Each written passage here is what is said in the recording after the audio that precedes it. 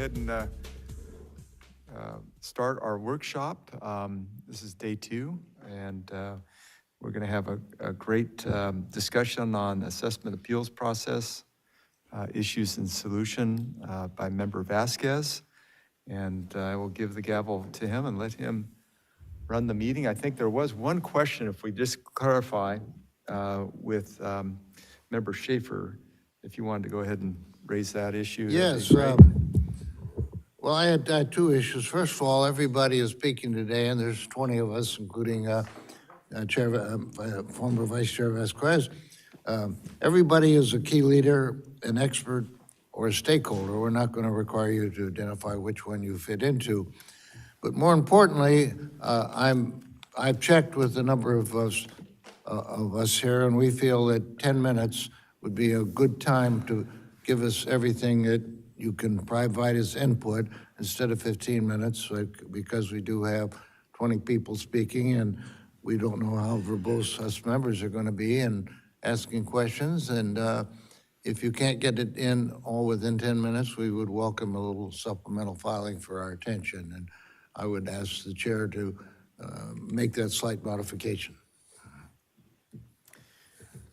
Well, that is Mr. Vasquez's call, so he's running the workshop. So I'm open to that, but I'm sorry, what was the request?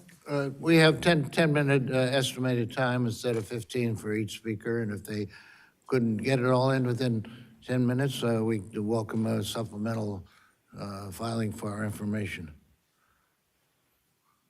We'll do the best we can. I think someone might be a little bit shorter, so I think we'll be okay if you look at the average. Well, the spirit of it, is important. I hear you. Thank you.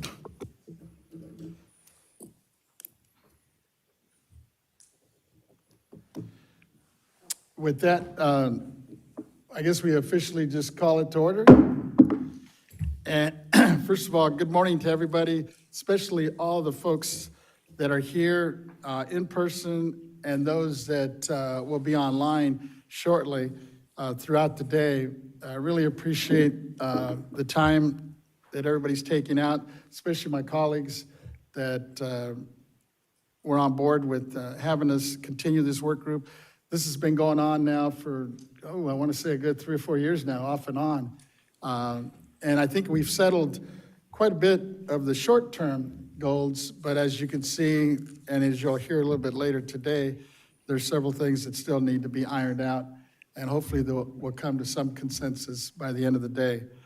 I wanted to first mention, the goal of today, the board work group, is to hear testimony, engage in fact-finding, and explore solutions on 4 important administrative issues facing all of us: county assessors, appeal boards, county officials, and the board. First, determining where aspects of the AAB process are causing delays and exploring solutions to streamline them. Second, determining where aspects of the property tax refund process are causing backlogs and inefficiencies and exploring solutions to streamline them. Third, addressing technical challenges, including implementing AB 1879, which was a Mike Gibson bill, and possibly expanding the use of e-signatures, electronic forms, and submissions of small and medium-sized counties, and exploring solutions for those as well. And then fourth, identifying major Prop 19 challenges, including technical issues, and developing targeted education and other solutions to reduce the taxpayers' confusion and administrative burdens. All speakers are invited, are experts in their fields. Many of them you'll see in person, and several of them, like I said, will be online. Those that'll be here in person, we have the Deputy County Counsel from Santa Clara, and I hope I'm not butchering your name here, but I have Bivit Medavani, and then Melissa Kitt from Butte County Clerk Board of Supervisors. We have two from the Sacramento County Assessor's Office, Jared, is it Stredifer? I think it's Stredifer, and Linda Coburn. And then from CADA, we have Paul Waldman and Bradley Marsh. With that, I know I'm going to have some assistance here from our assistant here, who will call our first speaker that we have today. Or do we have to go through, no, I don't think we have to go through any kind of public comment yet, right? Nothing.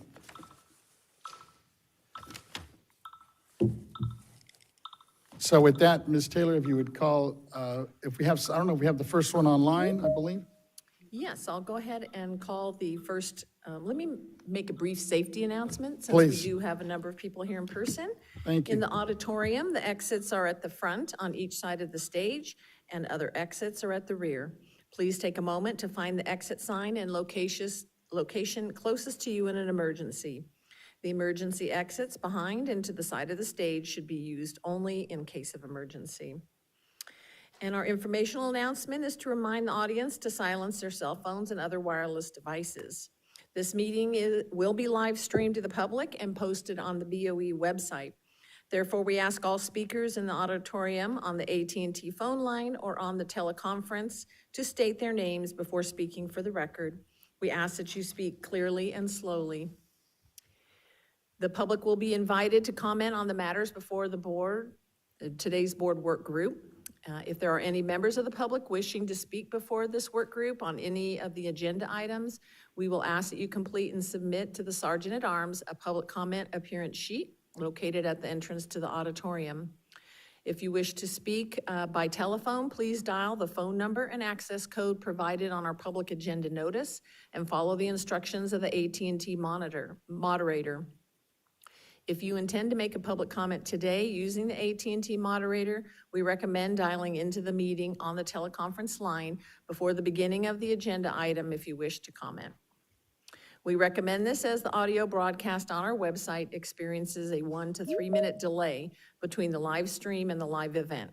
When giving public comments, please limit your remarks to 3 minutes. This concludes the safety and informational announcement. Our first item today is item number 2, the assessment appeals process, key aspects and administrative burdens on local agencies. And our first speaker is Jennifer Tran, Deputy Executive Officer, Assessment Appeals Board, Los Angeles County Board of Supervisors.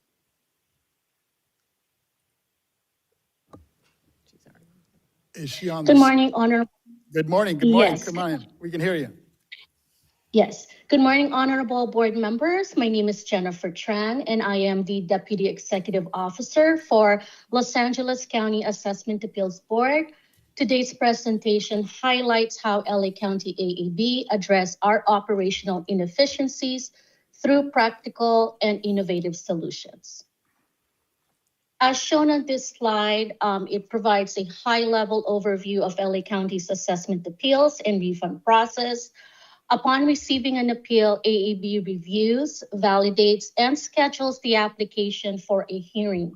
Once the board makes a decision on the appeal, the board action is posted in the system, which undergoes an audit review for accuracy. Then the notice of board action, or NOBA, is mailed to the applicant, and the NOBA information is sent to the assessor's office for secured properties and to auditor controller for unsecured properties for processing. After completing their processes, a data exchange occurs between the assessor and auditor controller. The auditor controller conducts the review and approval of the refund issuance, and upon approval, the refund is then issued to the applicant. Here are the process inefficiencies we've identified prior to 2022. First, excessive paper handling. Approximately 65% of appeals were filed manually despite the option for online submission, which was implemented in 2010. Inefficient manual data entry, which requires a review to ensure accuracy, delays the application to be scheduled for hearing. Prior to 2022, new applications were scheduled within 10 months from receive date on average, while correspondence were processed within 2 days from the receive date. Scheduling inefficiencies. Procedurally, we group the applications by hearing type, issue, region, and property type. However, the delay in processing postponements or withdrawal requests resulted in challenges to timely backfill or replace these applications to fill a complete hearing agenda. And lastly, our high continuance rate. Prior to 2022, the average hearing continuance rate was at 65%. In 2022, LA County hired a consultant to identify opportunities for process improvement and began our multi-phased business process improvement project focused on addressing the high number of backlog appeals and increasing our operational efficiencies. First, we implemented an enhanced staff training curriculum, which supports progressive training and skills enhancement. Additionally, it allowed us to cross-train our staff across multiple units to strengthen our team's benchmark. Second, we implemented an enhanced board members and hearing officers training, including a new onboarding process for new board members and hearing officers to shadow or observe during the hearings. We also conduct quarterly trainings, which include case law and case study reviews led by our county counsel, and invited subject matter experts on appraisal and valuation fields. We also implemented new scheduling strategies using data analytics to increase scheduling and hearing agenda efficiencies. We shift our scheduling priorities every 6 months based on the open application statistics. We also collaborate with the assessor's office in analyzing the open applications and hearing outcomes to identify the issues that impact the continuance rate. And lastly, we develop the various or different video tutorials with closed caption functionality for translation in multiple languages. Currently, our video tutorials receive nearly 15,000 views from LA County residents, as well as other counties within California and different states across the United States. We conduct a monthly virtual public education seminar and has increased our participation in various community or public outreach events. Along with policy and procedural changes, we also implemented the following IT solutions. First, we have the executive dashboards, which provide key performance metrics to track the status of open appeals and monitor data trends that are critical for our scheduling strategies. We've also implemented various e-forms to eliminate data entry to streamline the validation and scheduling of appeals. And lastly, we began digitizing our documents to help streamline the processing and scheduling of appeals and to improve accessibility to records when processing PRA requests. With our process transformation, here are some operational efficiencies we've accomplished. After publishing a video tutorial on how to file an appeal electronically, nearly 50% of the total applications received are now filed online, which is a 15% increase from 2001 to 2022 filing year. Also, on average, new applications are now being scheduled within 5 months from the receive date, which is a 50% reduction from 2021-2022.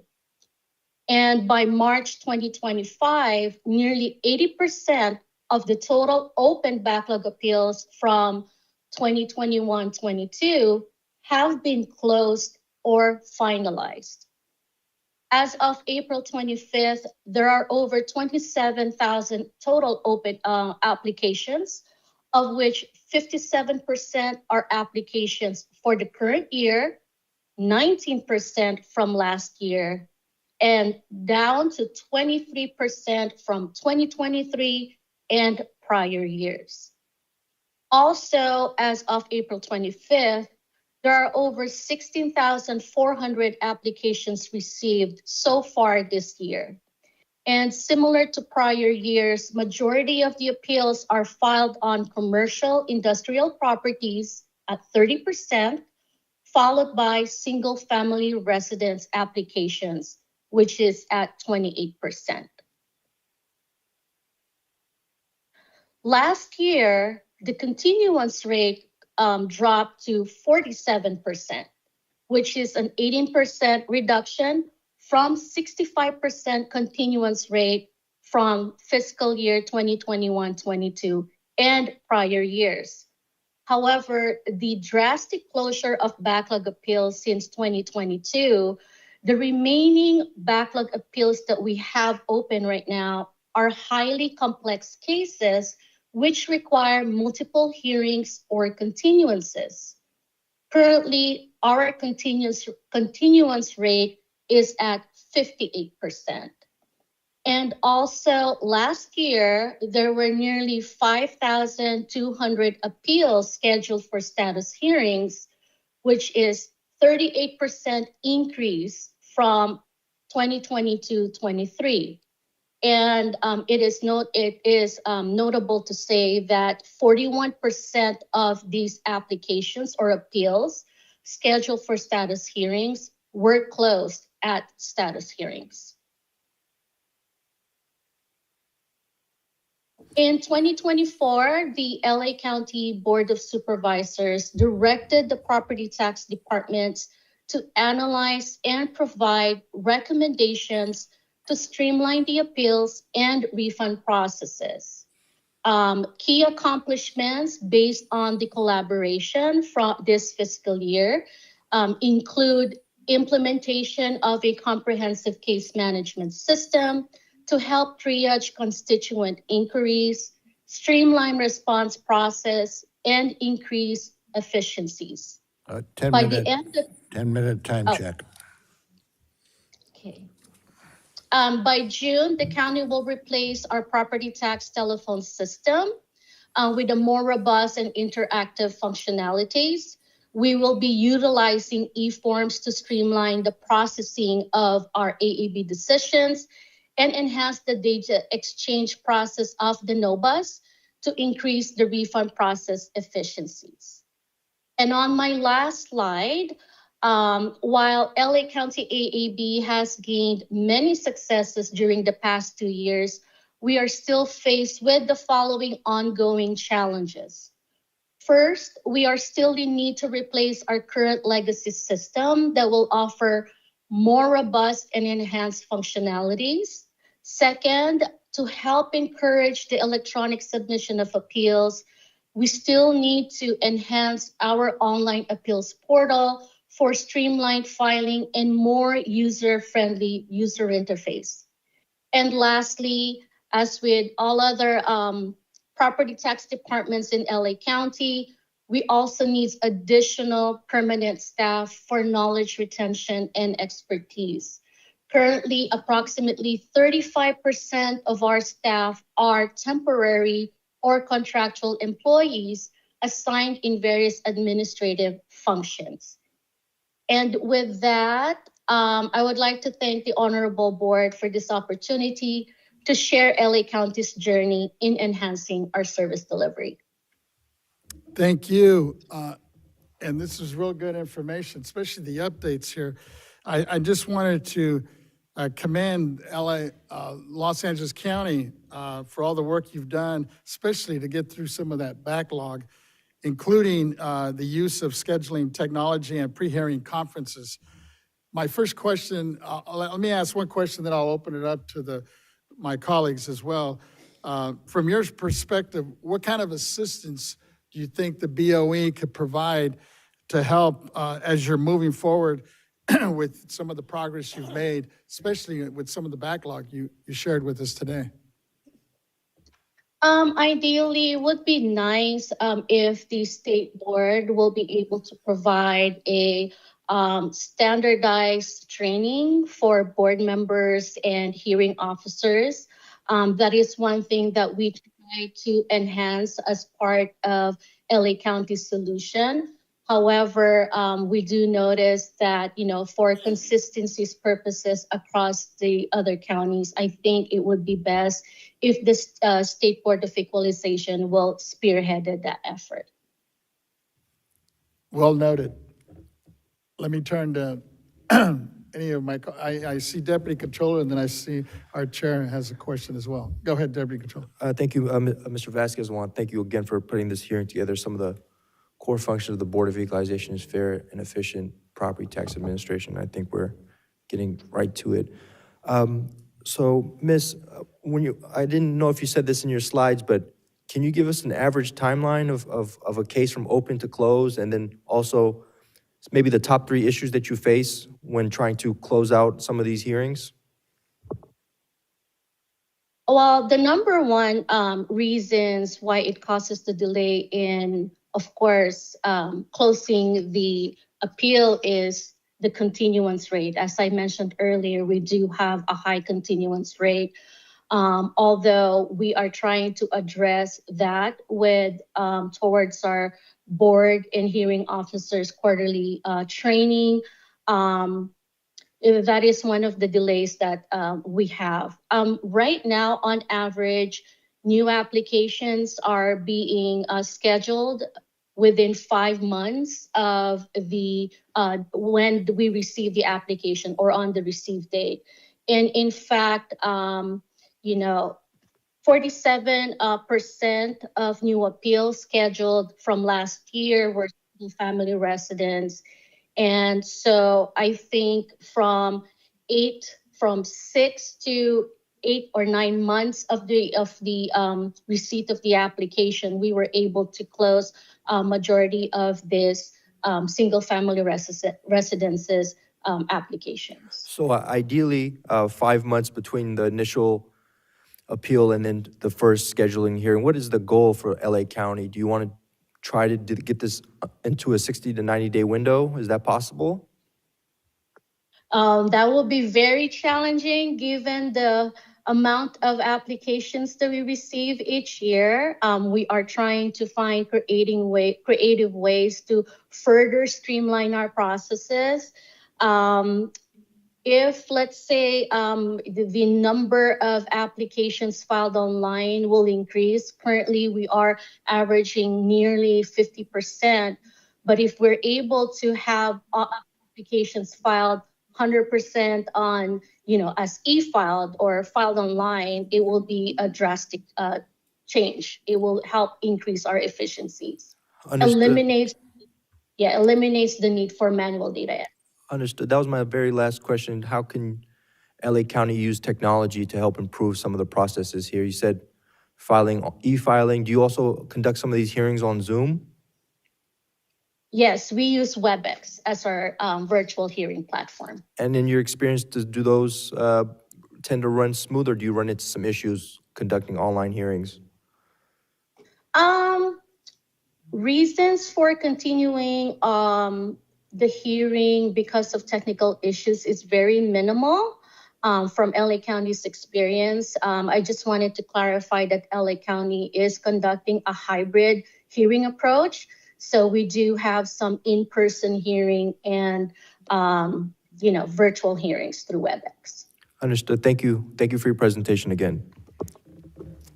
Yeah, thank you. Chair Gaines, go ahead. Yeah, thank you, Ms. Tran. Appreciate this. And in terms of the options on hearings, so is that voluntary in terms of whether you want a hearing in person versus online?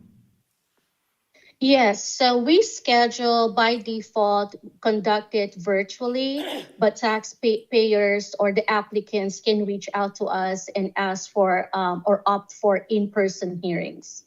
And Great. we will schedule it Wonderful. as requested. Oh, that's great. I'm glad that that option's available. Also, you mentioned that you're making progress on continuance. Now, I just want to clarify in my mind, that's just an appeal that's going from 1 year to the next year? Am I Um, interpreting that right? it varies. Sometimes when we have continuances, it may be scheduled within 3 to 4 months, Okay, or sometimes, okay, yes, it depends on the reasons for the continuance. okay. And so I saw that the rate is dropping, which is great, Yes. right?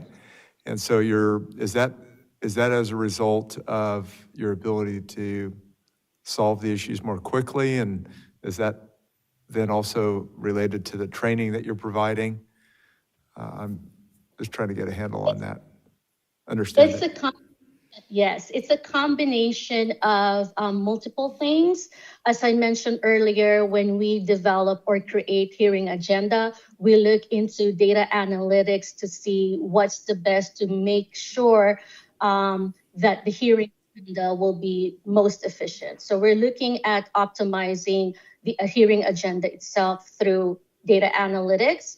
And of course, with our collaborations with the assessor's office, we carefully look into the reasons why hearings or applications are being continued. So we find the balance with our statistics, the type of or the reasons for the continuance, collaborating with assessor's office to make sure that we can reduce the continuance. And most importantly, again, is the enhanced training curriculum that we have provided for the board members and hearing officers. And we've seen a dramatic impact with regards to continuance rate. Great. And then in terms of the backlog, is the entire backlog is dropping too, is that right? And That is correct. do you know how long it'll take to get rid of the backlog or at least greatly reduce it? Right now, the remaining backlog appeals that we have from 2023 and prior years, most of those are highly complex cases. And in fact, approximately 30 to 35% of those backlog appeals are in litigation. So we are trying to go through our backlog as aggressive as we can, but there are other factors that will, kind of make it continued multiple times for multiple day Sure. hearings or pending litigation. Okay, great. Yeah, that's all the questions I have, but thank you. Very professionally done. I think Assessor Jeff Prang and his team are doing a great job. So thank you for all the information you've provided today. Any other questions from any of the members? I think one more. Deputy Controller, go ahead.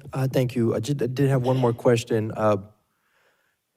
What is the oldest case you have? Do you have cases dating back to the mid-2010s, 2015, 2016, or are you able to clear those out? And what is the kind of the reasoning for this lag? Yes. So, most of the early 2000s to mid 2000s, those are being cleared out. The oldest application or backlog application we have, I would say about 6 to 10 applications from 2007 or 2008. And those are the ones that are currently in pending litigation. Understood. Thank you so much. You're welcome. Thank you again. I was really refreshing, especially when I'm looking at the slides in terms of what progress you've made. And I think we could learn a lot from your experience, especially in LA County, because you have, I think, more resources than many of the other assessors in the state. But really appreciate your time and your commitment to this. With that, we can move on to our second speaker. And Ms. Taylor, I believe is she also listed I here? believe our next speaker is Brendan. Yes. Velakis, Chair, Is- Assessment Appeals Subcommittee, California Clerk of the Board of Supervisors Association, and Assistant Chief Deputy Clerk of the Board, Ventura County. Ms., oh, it looks like we have somebody else here, though. Yeah, can you hear Oh, me no, it okay? is. Yeah, I see you on the screen now. Thank you for joining us. Go ahead and give us your presentation, Mr. Velakis. Right. All right. Good morning, Chair Gaines and members of the board. My name is Brendan Volhakis, and I am the lead assessment appeals clerk for the County of Ventura. I've been an assessment appeals board clerk for the past 11 years, and I have over 15 years experience in assessment appeals. Today, I'm before you on behalf of the California Clerk of the Board of Supervisors Association, also known as CCBSA, representing the clerks of the assessment appeals boards in our capacity as the local administrators for the assessment appeals process. Many of our members were previously active with the California Association of Clerk and Election Officials Organization, also known as CACEO or CASIO, serving on the CACEO BOE Rules Work Group as we worked with you on previous initiatives. You may recall working with that work group's former chair, John McKibben. As CACEO and CCBSA have restructured their memberships, CCBSA's Assessment Appeals Subcommittee is committed to carrying the torch, building on the great work that CACEO did in regards to assessment appeals. We are the same people, just under a different organization. CCBSA's Subcommittee on Assessment Appeals was just formed a few weeks ago with the initial purpose of engaging the BOE for today's work group. I am currently the chair of CCBSA's Subcommittee on Assessment Appeals. In the past 30 days, we have organized ourselves as a group and prepared 2 submissions for today's work group. Due to the limited time we had to organize ourselves, that our submissions were tardy, and we did just submit those this morning, and we apologize for that delay. I will try to hit the highlights of those in my presentation today. There's, besides myself, there are several other CCBSA members standing by to answer any questions you may have. Melissa Kitts of Butte County is present in person at your chambers and will be available to answer any questions you may have regarding the perspective of assessment appeals clerks and boards for small rural counties. Terrence Greer with Los Angeles County is also online to answer questions you have on behalf of large counties. Thomas Parker, legal counsel for assessment appeals boards in Los Angeles County, is available to answer questions on the legal effect of any proposals to AABs and clerks. And Jennifer Tran, whom you just heard from, is also a CCBSA member, as well as Ann Moore of San Diego County, who you will be hearing from shortly. Please feel free to ask us questions as you see fit. As administrators for the AABs, we take great pride in carrying out our duties to provide a fair, transparent, equal process to provide taxpayers with avenues to having their assessed property values reviewed. We strive to remain a neutral party in ensuring assessment appeals are resolved timely and in accordance with state law, a duty we take very seriously. It is important to note at the start of any discussion on the assessment appeal process, a majority of counties in California have less than 1 full-time equivalent staff person in the clerk of the board's office dedicated solely to the daily activities of assessment appeals. Assessment appeals clerks often have multiple responsibilities, including supporting county board of supervisors meetings and ensuring compliance with state fair political practices mandates, among many other duties. Any efforts to change processes and procedures in the assessment appeal process must carefully consider the fiscal impacts on county budgets and be accompanied with funding opportunities necessary to provide additional staffing allocations and fund software programming. This is especially important during this time of economic uncertainty when county budgets are already under significant strain. I would like to now take a few minutes to discuss some of the problems and solutions that we have submitted for your board's consideration. Greater details on each of these issues is outlined in the letters that I submitted this morning.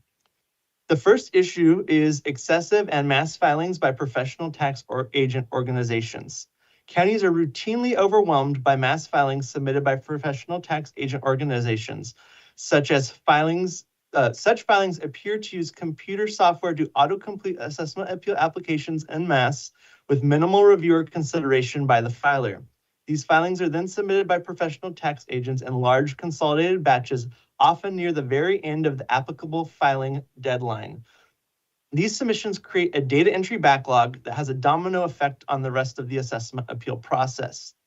In our letter, we propose two possible solutions. The first solution is for the BOE to develop a rule and process for professional tax agents to self-certify that they have confirmed merit of the appeal with their own analysis prior to the submission of an appeal. A large amount of appeals are filed each year, ultimately withdrawn by the applicant, and requiring such a review prior to submission would help ensure county resources are expended only on appeals that professional tax agents will actually proceed with. Any such rule would not apply to self-represented taxpayers. Another solution to this issue is to create a rule that requires electronic filing of assessment appeal applications by professional tax agents when they file more than 50 applications per calendar year in a county, but only if that county offers electronic submission. The next issue we address is the rescheduling of cases. While county assessors and self-represented taxpayers do sometimes request delays of the hearing, the most frequent and repetitive requests for delay and rescheduling of the hearings comes from professional representatives. This makes it extremely difficult to plan balanced hearings and schedules and creates delays for other applicants by compounding future hearing calendars. We believe one cause of this problem is a combination of an absence of a timely analysis by professional representatives, lacking property-specific information provided by the taxpayer, either to their professional representative and/or the assessor, and professional representatives overwhelming themselves by filing more applications than they have the capacity to address. While CADA suggests stricter adherence to Property Tax Rule 323, the biggest issue assessment appeals have in limiting delays requested pursuant to Rule 323 is due to untimely information exchanges between applicant and assessor, which often occurs when professional tax agents are involved. So long as the requesting party cites good cause, the Assessment Appeals Board is inclined to grant the request. Assessment Appeals Boards are very aware of the need for both parties, being the assessor and the taxpayer, to have a fair hearing, one element of which is the opportunity for both parties to present and examine all of the supporting evidence allowed under law. The previous mentioned solution to require professional tax agents to complete a pre-analysis prior to submission of appeal would likely result in decreased hearing rescheduling because a majority of the data should then be readily available. Another solution would be for the State Board of Equalization to implement a property tax rule that requires a timelier furnishing of information from each party that supports their position from assessment appeal applicants. Overall, encouraging the expedient data submission from assessment appeal applicants is the best way to resolve cases quickly. Next, we address technology and staffing. Many counties lack funding necessary to build and upgrade computer systems for assessment appeals management. Those that have electronic management systems lack funding for long-term maintenance and improvement. Counties welcome opportunities for one-time grants and permanent funding streams from the state to address these concerns. The state could offer a grant program for counties or a group of counties to develop a state-of-the-art management system to modernize the assessment appeals process, with the requirement that any such system then be shared with other counties wishing to utilize it, along with additional grant funding for implementation of such systems at the local level. Another issue we present in our letter is board member availability and recruitment. Counties large and small have difficulty recruiting qualified members for their assessment appeals boards. As these positions are largely considered volunteer, with many counties offering our board members nominal stipends, those who have been successful in recruiting board members still face scheduling availability issues. Our membership would support revision of the law to allow counties to appoint former assessors' employees after 1 year rather than the current limitation of 3 years, as was done for Los Angeles County. Additionally, we would support the State Board of Equalization seeking a Revenue and Taxation Code amendment that would allow counties to share assessment appeals board members on a temporary basis without the need for each individual county board of supervisors to appoint said members.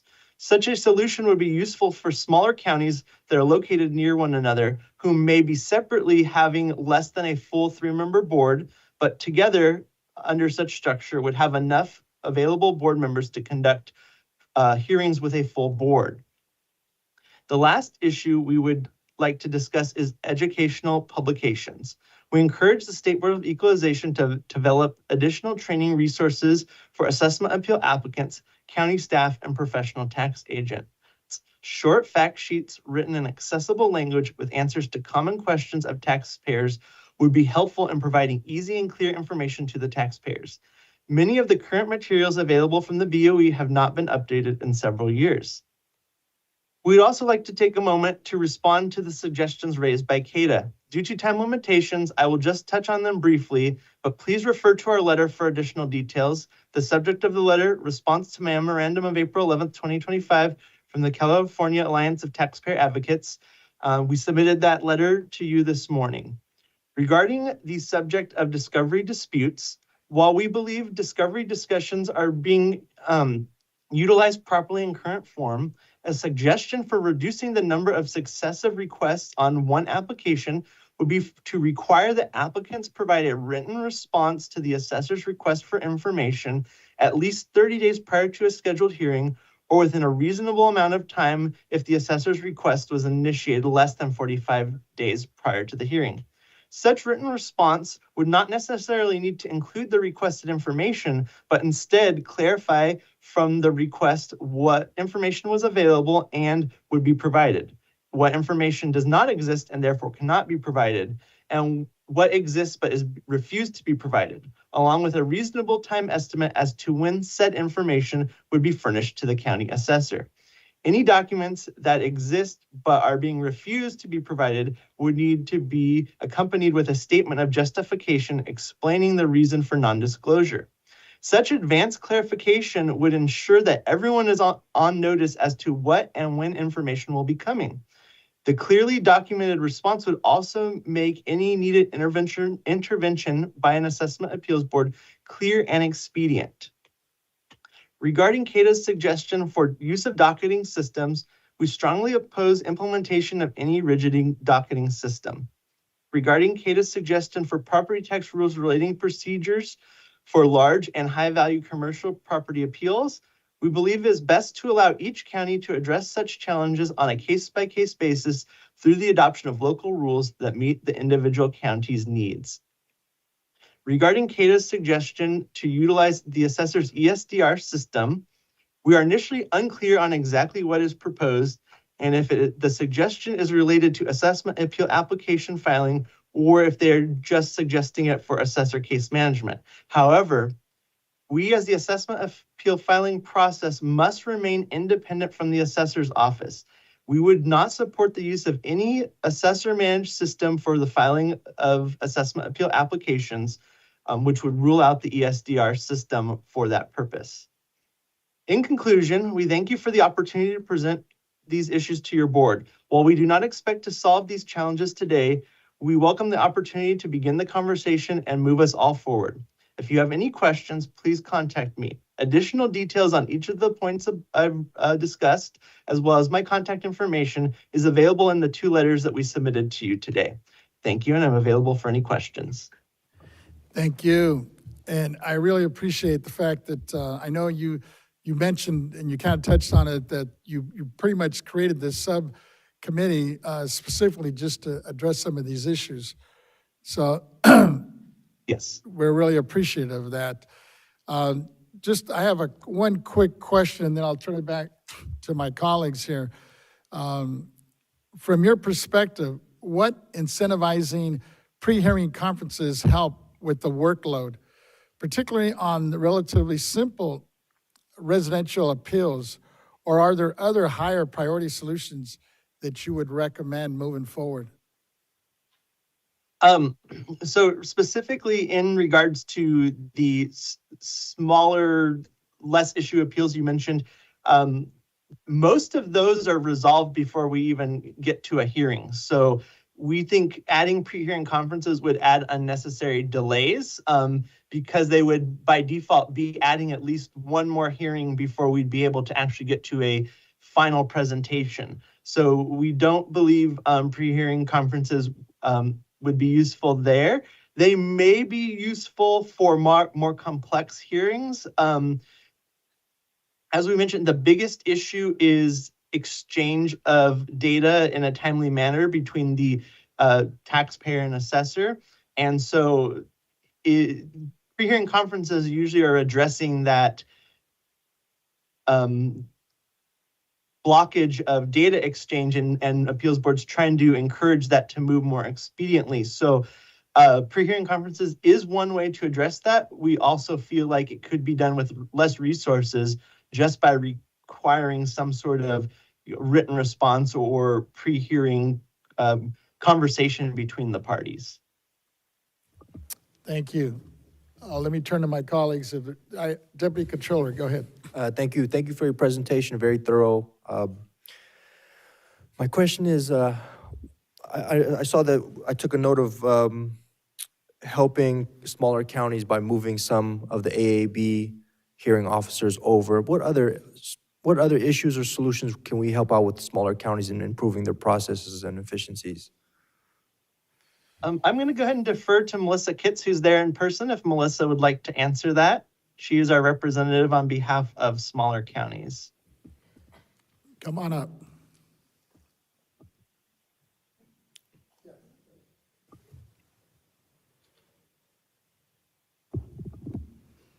Good morning, Board, Mr. Chair. I am Melissa Kitts. I am the Assistant Clerk of the Board for Butte County and also the clerk for our Assessment Appeals Board.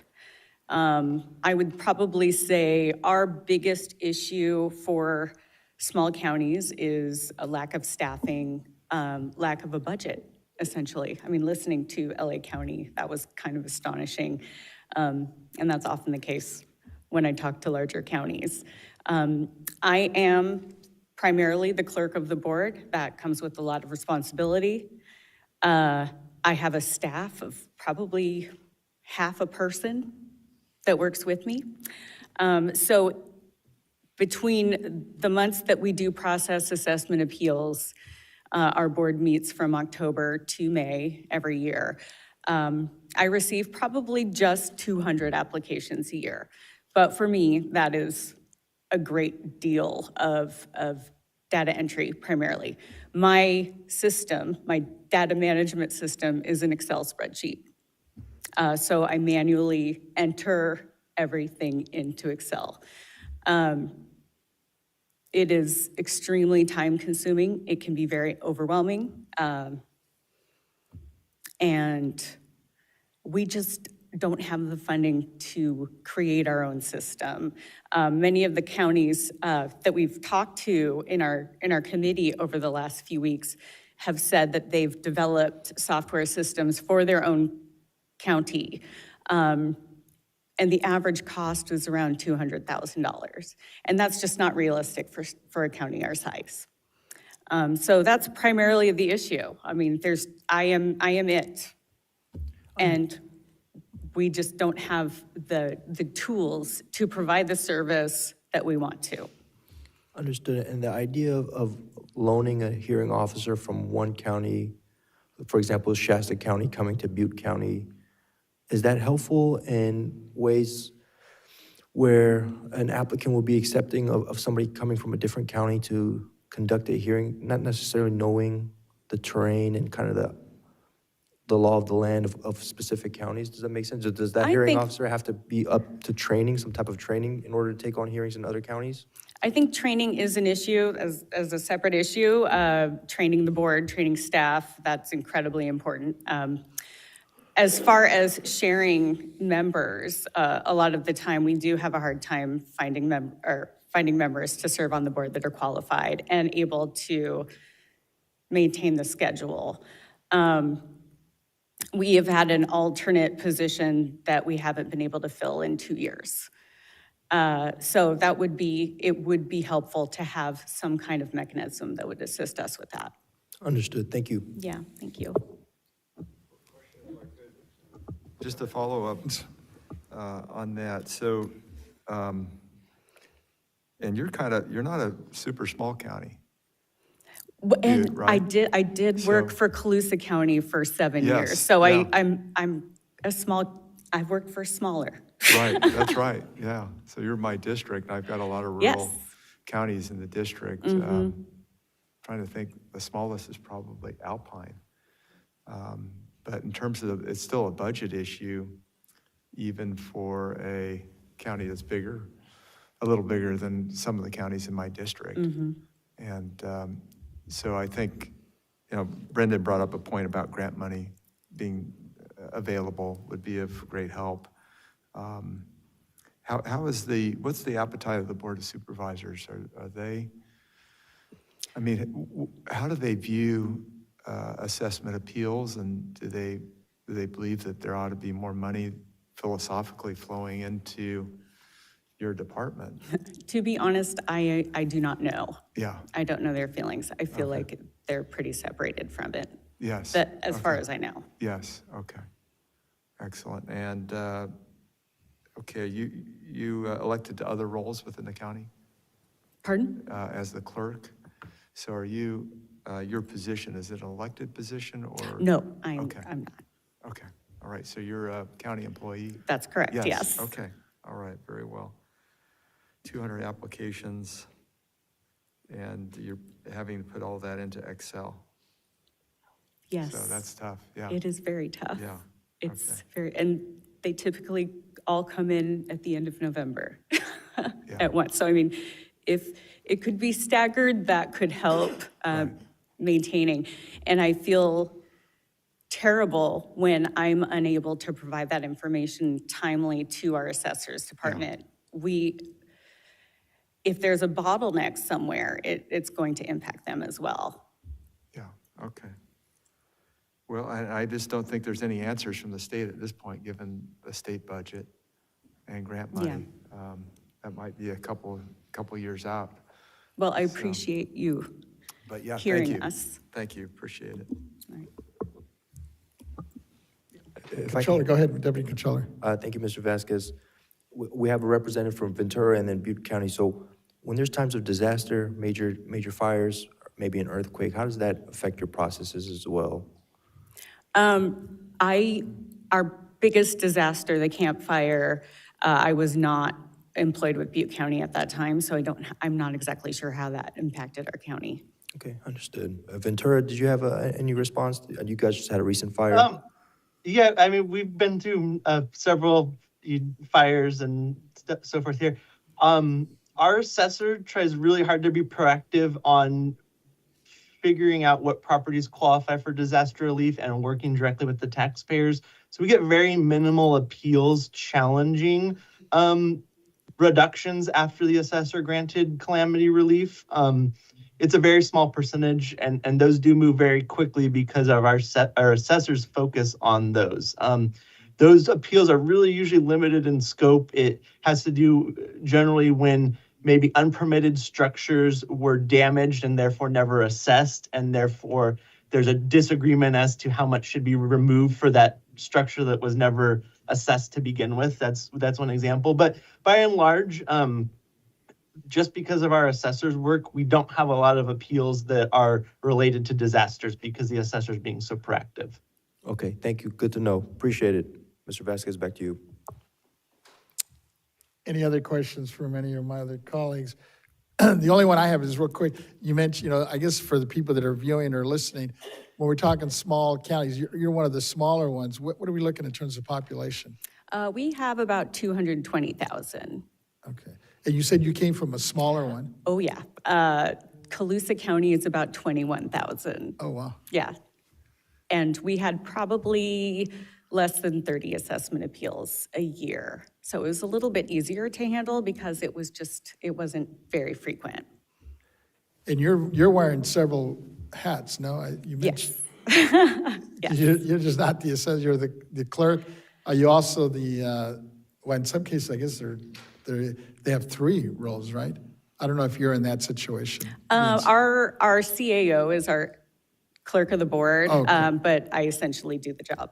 You do. So I clerk several different meetings that are required. Yeah, and, just to follow up, if I Yes, could, go in ahead. terms that you talked about $200,000 for software. Gosh, I would have to think there's got to be something less expensive out there. I know some clerks do utilize the megabyte system. There's a clerk of the board function. Okay. And that is, I think, more reasonable. I don't have experience with it yet. I know that some of the county assessors have worked out deals with software companies where they could, To share it. yeah, that it would reduce the cost if a couple counties went in together. And I don't know if that would work and as it relates to the clerk or not, but, yeah. it Well, just if you seems to hear me that- anything, let me know. Yeah, okay. All right. There ought to be some way to get past that $200,000 nut. That's, Yeah, that would be a significant help. yeah, okay. Chair Gaines, if I could add additional response to that? Yes, Yeah, so the Clerk of the Board of Supervisors Association has kind of discussed software lightly. One of the biggest issues is we often need to be able to integrate with whatever property tax management systems our assessors are using and meet the needs of the individual counties. So that's the biggest difficulty with off-the-shelf systems is we need to meet that local county clerk of the board's needs as well as integrate with the systems our assessors already using, which often leads to high integration costs. So we have explored the idea of potentially doing a consolidated system across the state, but currently procedures differ so greatly amongst counties of various sizes that it would make any single shared system very difficult to implement and utilize. So that's our biggest challenge there. okay. So I don't know if there's any way to integrate with your assessor system or not. I'm open to all options. Yes, yeah, very good. Well, thank you, Well, appreciate it. thank you both for your testimony and your, especially your updates on where you're at and the work that the subcommittee is doing. Really appreciate the fact that you came together, and we'll continue to work on that and see if we can come up with some creative ideas. Thank you. Thank So you. much. I appreciate the time. With that, we can move on to our third. I know, I'm just doing a time check. I noticed we're going to have a little short break after this. So the next speaker we have is the Honorable Lawrence Stone from Santa Clara County Assessors. Good morning, Mr. Stone. I see him on the screen. We truly appreciate your time today and excited to hear. Lori, can you get it up? There you go. Can you hear me? Thank you. Yes. Good morning, and thank you very much. I'm very optimistic that something will come from this hearing to improve the system among large counties and small counties as well. And I always believe that what gets measured gets done. We measure everything in Santa Clara County by employee, widget by widget, if you will. So if delays are cause for concern, and they certainly are, then standardized metrics for the whole appeals process should be established to identify where the delays occur and resolve them. This would provide an objective pinpoint data and pinpoint problems which may occur differently in different counties based upon a variety of factors. Multiple parties to the assessment appeals application, each has a different role and different responsibilities in the process of resolving assessment appeals. First of all, there's the owner, a taxpayer, often represented by an agent. They complete the application, provide information necessary to document the value determinations. Next, the clerk of the board process applications, agendize hearings, and administer the hearings. Assessment appeals boards adjudicate legal and value issues. The county counsel's office reviews, process hearings, all for legality. And then the assessor's office, they make the assessment, review the application, appraise, and then assess. And finally, the controller's office, they process, calculate refunds. The tax collector, they issue the refunds and provide for additional taxes if needed. This is a complex process that requires objective analysis rather than finger pointing to streamline. Results of the analysis might provide recommendations for best practices in time and expectations for each stage of the process. Once the analysis is completed, the board may want to issue an LTA expanding on the 2013 039 entitled Effective Administrative Practices, Assessment Appeals Process. So it's important. The other thing that's important is the people that actually serve on the assessment appeals boards. And so in Santa Clara County, the Revenue and Taxation Code requires that assessment appeals board members be an attorney, an appraiser, an accountant, or a broker. And several years ago, I meet with every new member of the Board of Supervisors, and I explained to them that particularly in Santa Clara County, which is very, very complex county, very complex taxpayers, that we needed more than just an attorney that might be, a family attorney, more than an appraiser who may be appraising for a bank on residential properties, more than just an accountant, maybe that does tax returns or something like that, and more than just a broker that may be a residential broker. And so our Board of Supervisors back then established a quality higher process. So not just an attorney, but a real estate attorney, not a family attorney. Not just an appraiser, but an MAI appraiser or equivalent, because that's the highest level of appraiser that you can have. I understand it's more difficult than getting a CPA. Not just an accountant that did tax returns, but a certified public accountant. And not just a broker, but a somebody with the credential that deals with commercial properties at a much higher level.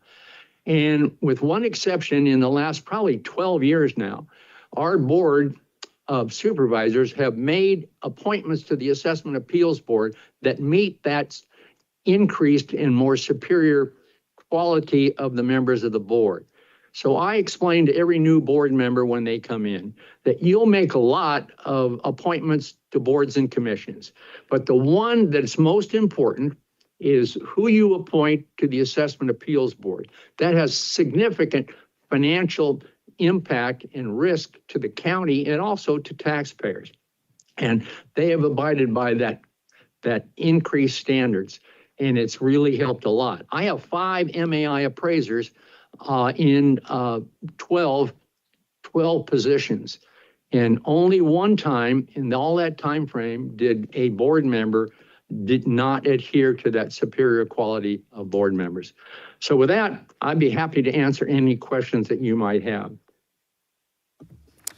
Thank you, Mr. Stone. And I know in listening to you, and you kind of touched on it a little bit briefly here, Santa Clara looks like it's a totally different experience from Los Angeles County. And as a result of that, I'm just kind of wanted to hear a little bit more on your perspective. Where can the BOE possibly be most helpful in smoothing out some of those challenges, especially on the appeals process? Well, as I said, what gets measured gets done. So if you have the metrics of each of those processes, the problem is that you have, what was it, 5 or 6 different entities that involved in an assessment appeal. So trying to get those people in coordination with each other, the clerk, the tax collector, all those kinds of things is a difficult task. But I think that's if you developed a process of the metrics to deal with these things and an LTA, I really think that once this analysis that you're completing right now is done, the board may want to issue an LTA expanding on the one that I mentioned. And that I think is important. So that's something that the Board of Equalization can do, is take all this information and then develop it in some kind of measure or LTA, which makes recommendations as to the kinds of things that we're trying to resolve today. Thank you. I appreciate that. Let me turn to my colleagues and see what questions, if any, Chair Gaines has one for Yeah, you. just a statement. I like your suggestions, Assessor Stone, and I think an LTA would be interesting to take a look at. And I think what you're describing is you need a matrix in terms of how you would go through the process of a property tax appeal, the correct steps. I want to make sure. Exactly. Yeah, okay, Exactly. excellent. And that would be in the form of kind of a best practice. Exactly. Yeah, which makes it tough on the smaller rural counties too, right? Because if you don't have the resources, how valuable is that? But there are, medium-sized and larger counties for which they could benefit from that. And I like the idea. Thank you. Well, I'm very sensitive to the fact that a county like mine has the resources that counties like Kings or Butte or others may not have. But the process is still the same. Still and so I'm empathetic to the counties that are smaller and maybe don't have the sophistication, understanding from their board members of the seriousness of this whole process of assessment appeals. Yeah, thank you. Deputy Controller, I think, has a question for you, too. Thank you, Mr. Vasquez. Great to see you, Assessor Stone. Is there a good pool of potential board members that satisfy your criteria, or are they all just reappointed? Well, the assessors have to be very careful about integrating or getting too much involved. So I don't pick people that are possibly meet the criteria, the special criteria that we have, but we try to get out into the community. In other words, we get out into the the professional associations of appraisers or attorneys or something like that, and let them know that there are people that we're interested in, or let them know which board member has an open appeal or open appointment, those kinds of things. But we got to make sure that the assessor is not getting involved in picking certain people that would be best for the Assessment Appeals Board. We have to avoid that because of the conflict of interest. But we can also talk to people in the community about what's open, what's available, and what the criteria, the policy is by our county for sitting on an Assessment Appeals Board. And then they can contact the board members, or the board members can contact them. Got it. It's certainly a fine balance. Thank you, Mr. Vasquez and Mr. Stone. Any other questions from Mr. Stone? Looks like we're good. Wanted to thank you again for your time and expertise on this issue, and looking forward to working with you as we move forward with possible resolutions or suggestions to hopefully expedite this process. Thanks again. Thank you. Thank you. With that, it looks like we're in time for a little break here. What do we need, 10 minutes? All right, we'll take a quick 10-minute break.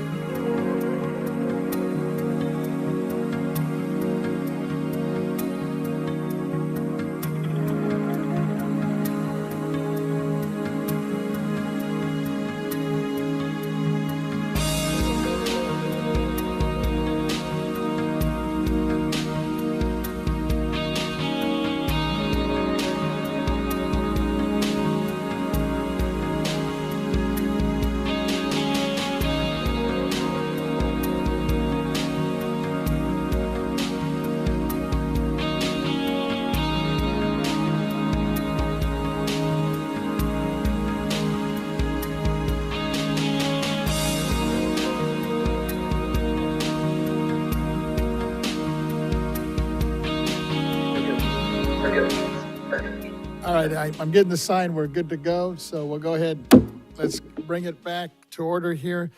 We'll start with our speaker number 4, who's actually in person with us today from Deputy County Counsel for Assessment Appeals Boards from Santa Clara County, Bhavit Mavatvani. I hope I didn't butcher that too bad, but who will be here speaking to us and on the whole refund delays issue and the appeals process. Welcome. And just, I guess we'll turn the mic on there for you. There we go. Thank you. Good morning, Chairperson Gaines, honorable members of the Board of Equalization. Bhavit Madhvani, Deputy County Counsel from the County of Santa Clara. I advise our Assessment Appeals Board there. Thank you for inviting Santa Clara County to participate in this work group. We're excited to partner with you to improve the assessment appeals process to make it as efficient and easy as possible for all stakeholders. In Santa Clara County, the average days from date of filing the assessment appeal application to when the applicant has their first hearing before the AAB are as follows. I brought numbers for 2023 and 2024 for you to have. For commercial appeals in 2023, it was 432 days. And for single-family homes, it was 412 days. That's from 2023. In 2024, those numbers decreased and we saw some efficiencies. So for commercial hearings, it was 390 days from the filing of the application to the very first hearing before the AAB. And for single-family residential, 383 days. Now, what those numbers don't capture is delays in hearings based on postponement and continuance requests made by applicant after the COB sends a notice of the first hearing, but before the matter actually comes before the AAB. So COB sends notice for the hearing, applicant may exercise a right to a postponement continuance, and then the hearing gets pushed out. One of the primary reasons for hearing delays that we see in Santa Clara County comes from taxpayer confusion in completing the assessment application itself, the assessment appeal application itself. I think in our opinion, homeowners don't often understand which boxes to check for their appeal and sometimes check multiple boxes or simply check the other box as a catch-all, as a default. And incorrectly completed applications lead to significant delays in resolving the assessment appeals. They require the COB to issue edit letters to the applicants who must then resubmit a corrected application. And on the occasion that an incorrect application makes it before the AAB, it usually results in a delay of itself. So you can imagine a circumstance where an application is checked to challenge a base year value for a change in ownership. But really, the applicant wants to contest primarily that no change in ownership took place.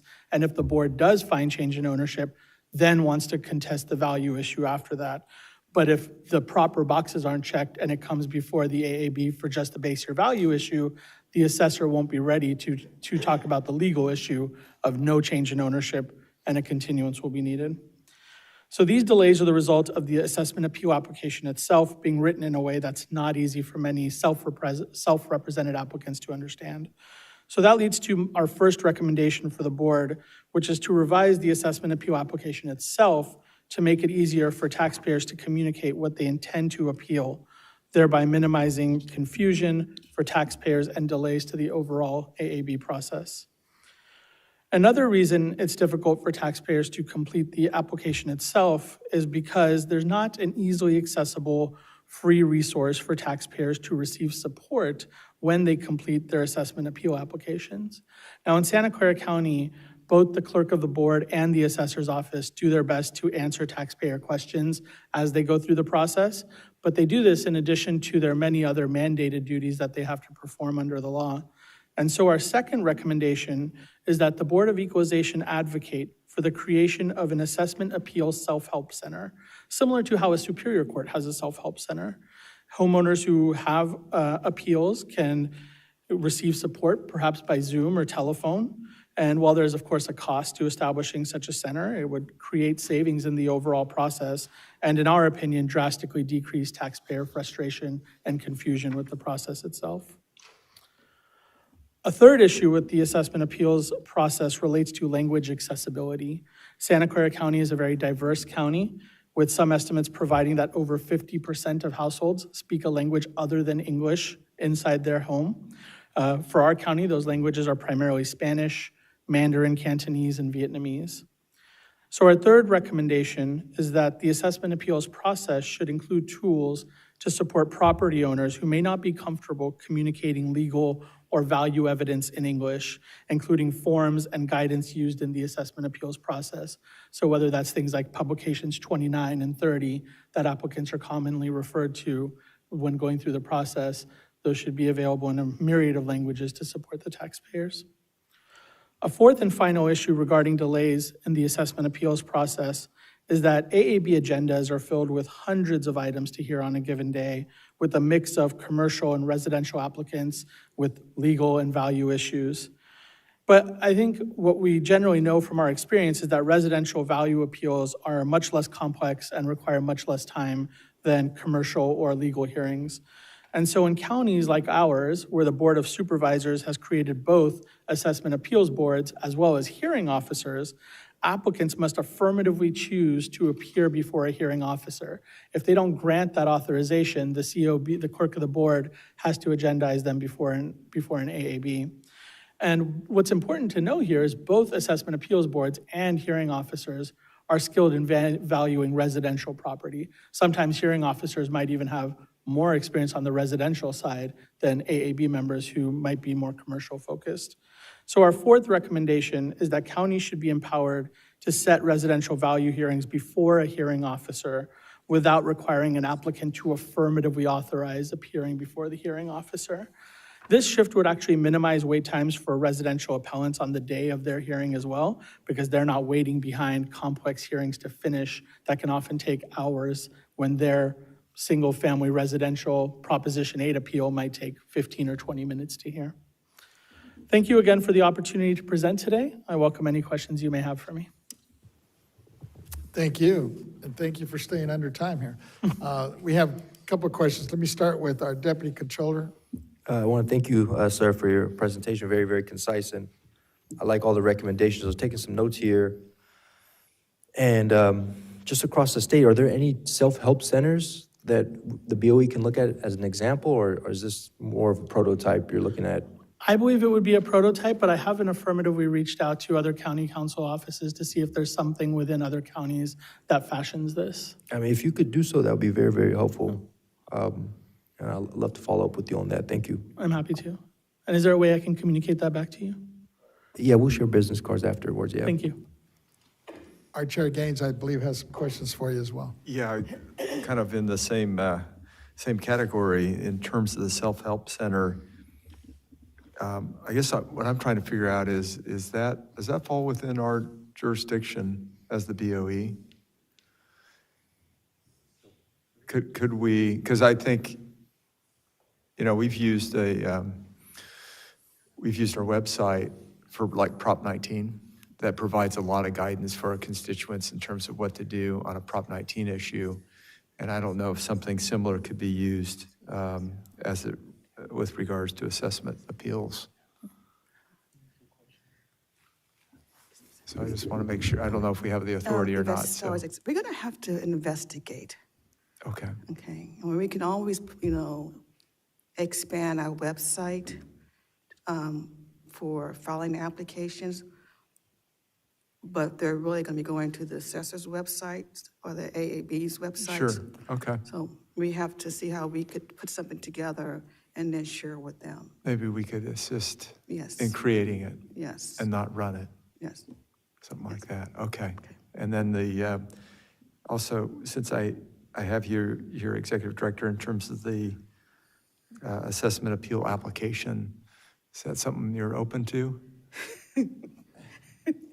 I've taken a look at it a couple of times, and it is definitely on our list of items to review and make it a little bit more user-friendly. Yeah, if we make it user-friendly for our constituents, that would be helpful.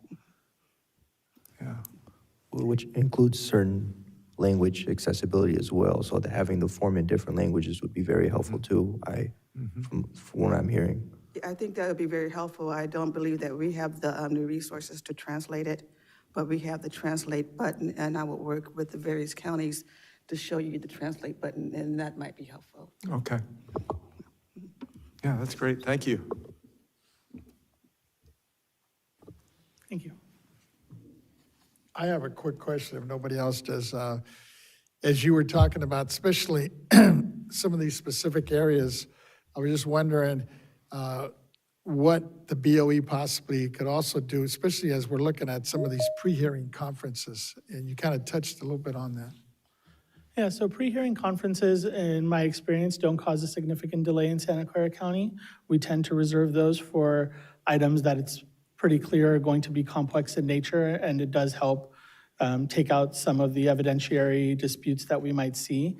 But I think because of the nature of how impacted the agendas are generally, and Assessor Stone spoke a little bit about the qualifications that our AAB members have. They're usually pretty great at narrowing in on hearings that might take some time and then special setting those on days so that they don't impact the rest of the agenda. It does obviously create some inefficiency having an item agendized and then pulling it off to a different day. But generally on the complex cases, those are parties that are represented and have been in some communication with the assessor's office. So there's an idea that they might make a mutual request to have a special set pre-hearing conference. And then what about the AAB members themselves in terms of some of the training they're receiving or maybe need to possibly update some of that? So in our county, we do have training for the AAB members that come on board. As AAB counsel, I'm involved in that. And we do have within our board policy manual, as Assessor Stone mentioned, a higher threshold for AAB appointments than what the RTC might require or what the property tax rules might require. And so from our county, I think, training is always great, but I do think we're in a pretty great position for that. Appreciate it. Any other questions? I don't see any others here. Thank you, and thank you for coming out. Thank you all. Appreciate it. Appreciate it.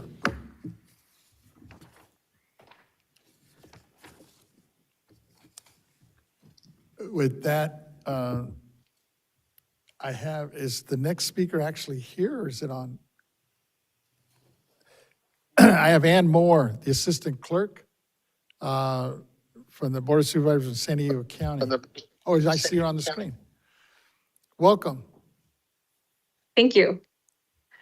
Good morning, honorable board members. My name is Ann Moore, and I am an assistant clerk of the Board of Supervisors here in San Diego County.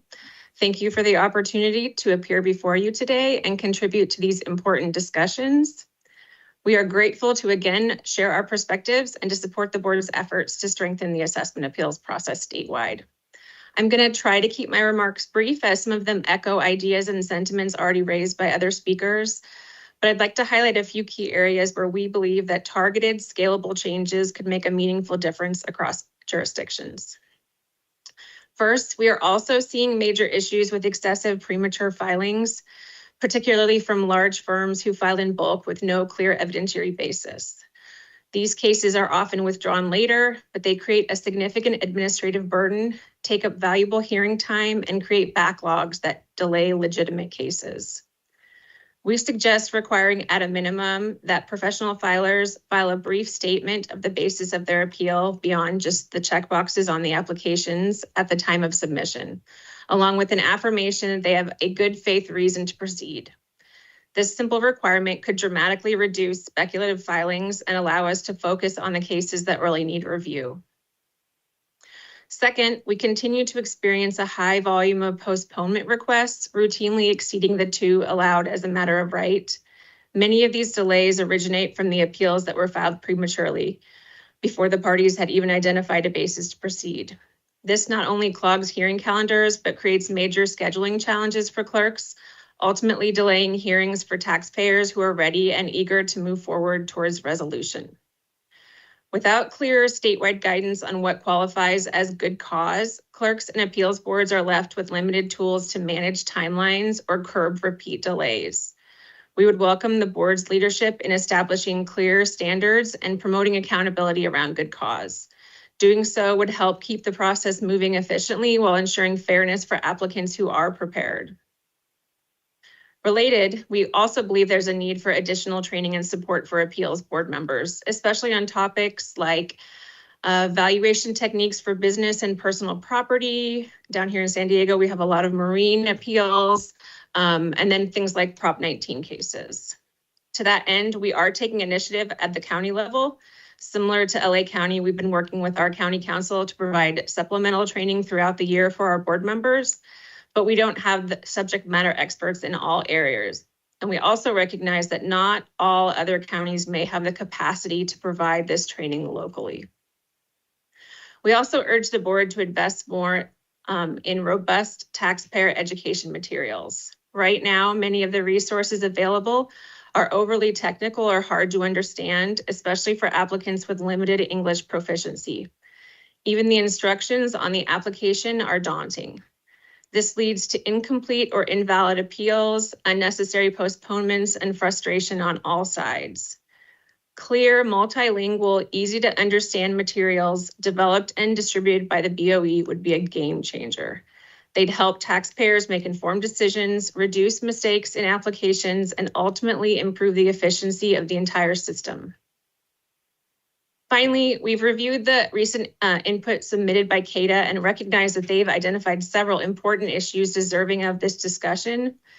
But at the same time, we would respectfully offer a note of caution regarding the suggestion that Los Angeles County be used as a model for statewide implementation. LA County processes up to 50,000 appeals annually with approximately 40 full-time staff members dedicated solely to the assessment appeals process. While San Diego County is also considered a large county, we manage a significantly smaller volume, about 6,000 appeals per year, with just 5 full-time staff. This highlights the reality that even among California's large counties, Los Angeles operates at a scale that is vastly different and in many ways unique. As such, while LA has developed amazing and innovative practices, its size, staffing, and infrastructure make it an outlier and not a practical benchmark for counties across the state, including other large counties like ours. For medium and small counties, many which have fewer than 1 full-time staff member, attempting to replicate that model is out of reach. We urge the board to ensure that any recommended reforms are scalable and adaptable to counties of all sizes. Otherwise, even well-intentioned changes could place an unsustainable burden on under-resourced jurisdictions. In closing, thank you again for the opportunity to speak today and for your continued commitment to improving this process. We're proud to be a part of these efforts and wish to assist as much as we can. So thank you again, and I'd be happy to answer any questions that you may have. Thank you. Thank you again, Ms. Mora. And I know you participated a couple years ago back when we first started this process. So really appreciate your time and expertise. And I'm glad you brought up the issue because, you know, many of us, well, especially me, my district, you know, with having LA County, you know, that's kind of a unique situation. Obviously, their resources, even when you compare it to some of the other ones what I think are pretty good size, like yourself, San Diego, and I'm assuming San Francisco's probably in the same situation. So thanks for bringing that up to our attention, reminding us again. I'm just wondering, as we're moving forward, though, given your experience and now your work with this over these last few years, is there some recommendations that we've heard from, especially from counties like yours that are, you know, we kind of lump in that large size, even though maybe the resources aren't there, especially as we compare it to LA County, moving forward that we maybe need to maybe focus in on or look at, including maybe some of your highest priorities for solutions moving forward? I think overall, what we would benefit the most from is additional training materials for our board members and then for the public. We have a lot of individuals who come in and ask questions that are kind of beyond the scope of what we can provide without broaching into legal advice. And so having a more robust, even explanation of what the different appeal types for our applicants would be a huge lift for us. We're trying to develop some of our own, but we also have somewhat limited resources and can't tackle everything at once. We worked with our county council. This is kind of speaking to the gentleman from Santa Clara County's point as well. We reached out to our county council to see if there would be any legal aid society or similar organization that might assist with providing legal advice for those taxpayers who had questions. And there really isn't anything out there. The legal aid societies that generally assist with civil cases or criminal cases aren't educated enough on property tax issues to provide support. And so there really isn't a place for us to refer taxpayers who have more questions than really that is appropriate for either us or the assessor to answer. But for so many of those cases, once they get that information, we see those withdrawn because what they really needed was additional information. Thank you. Let me have, Deputy Controller, I believe, has some questions for you. Thank you, Mr. Vasquez. Just kind of following up on that, has there been any discussion with the tax or real estate section of the state bar or some other bar governing programs to get this legal advice ongoing and rolling, especially when it comes to bulk filing problems?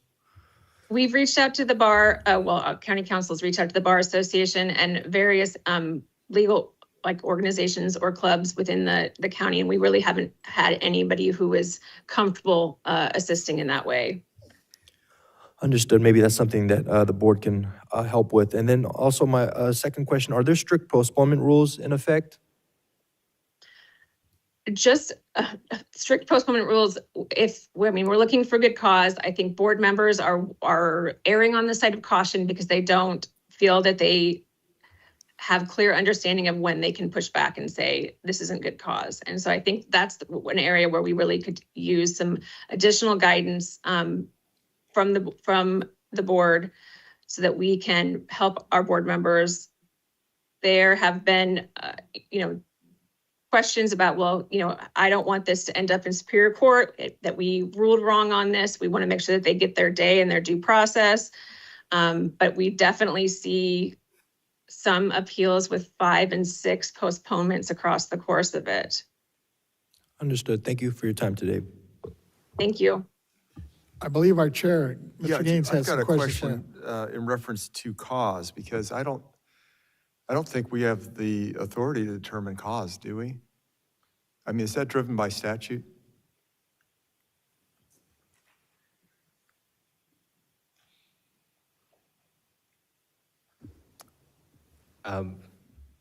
Good morning, Richard Moon, Chief Counsel. So I'm not aware of any specific statutory definition of good cause. I think typically the way that it's been viewed is there are penalty provisions that allow the abatement of penalty for, it's not exactly termed good cause, but there are reasons why penalty can be abated, and oftentimes courts and AAB members will look to those definitions. Right, okay, because, and I'll speak to you directly, Ms. Moore, because you're indicating legitimate applications, so that means you're also intimating illegitimate applications. And so I'm not quite sure what you mean by that. I would think that any application that's submitted would be legitimate. And perhaps that's the wrong word, but what I'm talking about is applications that are filed in bulk, just in case they might have a basis for appeal. We see a lot of larger firms file every client they've ever represented. And then 6 months down the line, when they finally get to that, they withdraw because they determine there isn't a basis for appeal. Okay, all right, very well, thank you. I just want some clarity on that.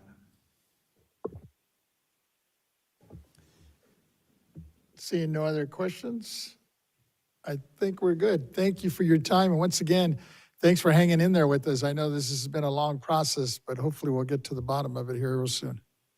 Thank you. We really appreciate being a part of this. Thank you.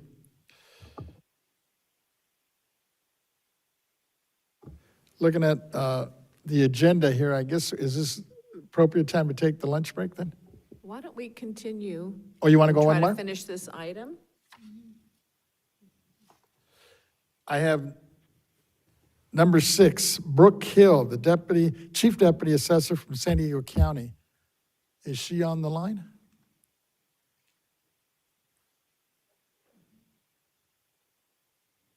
I Ms. am. Hill? Thank you so much. Welcome. Can you hear me okay? I can hear you. Great. Well, thank you. First off, thank you for this opportunity to weigh in on the appeals process. My name is Brooke Hill. I'm Chief Deputy Assessor of Operations in San Diego County. But just to give you a little bit of my background, I actually started my career in Ventura County, where I spent 18 and a half years. The last 14 of those, I was directly involved in the appeals process.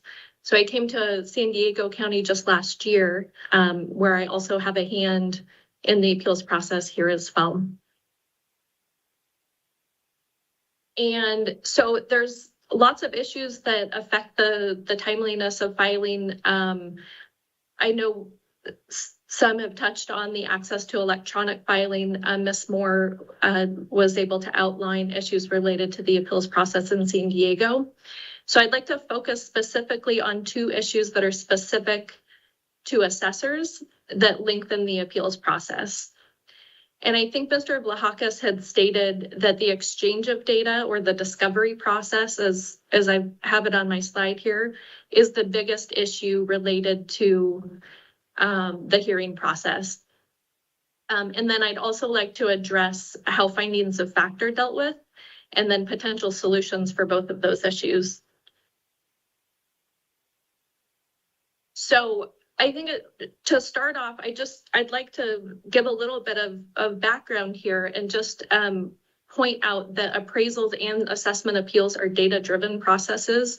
And just to put that in perspective, if you can think about what would be required to hire a fee appraisal to do an appraisal in a complex property like a shopping center, the appraiser, as part of their engagement agreement, they would request things such as recently completed fee appraisals, 3 years of rent rolls, 3 years income and expense statements, property acquisition details, new construction costs, things like that. The data that assessors are requesting is virtually identical, and it's essential to being able to arrive at the fair market value of the property, which is what's required by the code.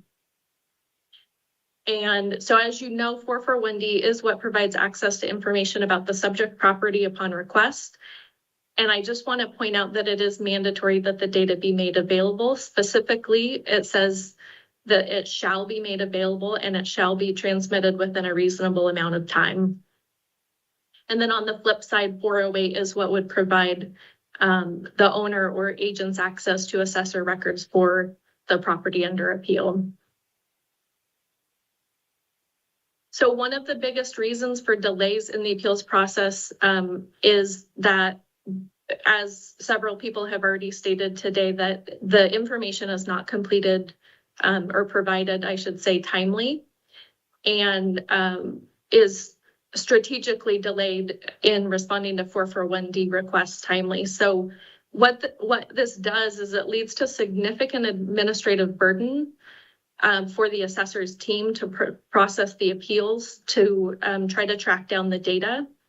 And the vast majority of the time, the data that's requested does exist. There has been rare circumstance in my experience where data that was initially requested was determined not to exist. And ultimately, the assessor and board would agree that you can't compel data that doesn't exist. So I just want to clarify that we're just looking for data that exists that is required to be provided. And so the same rules, I just want to point out the same rules are required to apply to the board, the applicant, and the assessor. And so it's important that the board also be required to uphold 441D and ensure that there is full disclosure of available information prior to the hearing. So what is the proposed solution to this? I think Mr. Vlahakis did a fine job with his solution. So just to kind of expand on that, it's to require that the relevant data under 441 and 408 be exchanged well in advance of the hearing to avoid excessive continuances.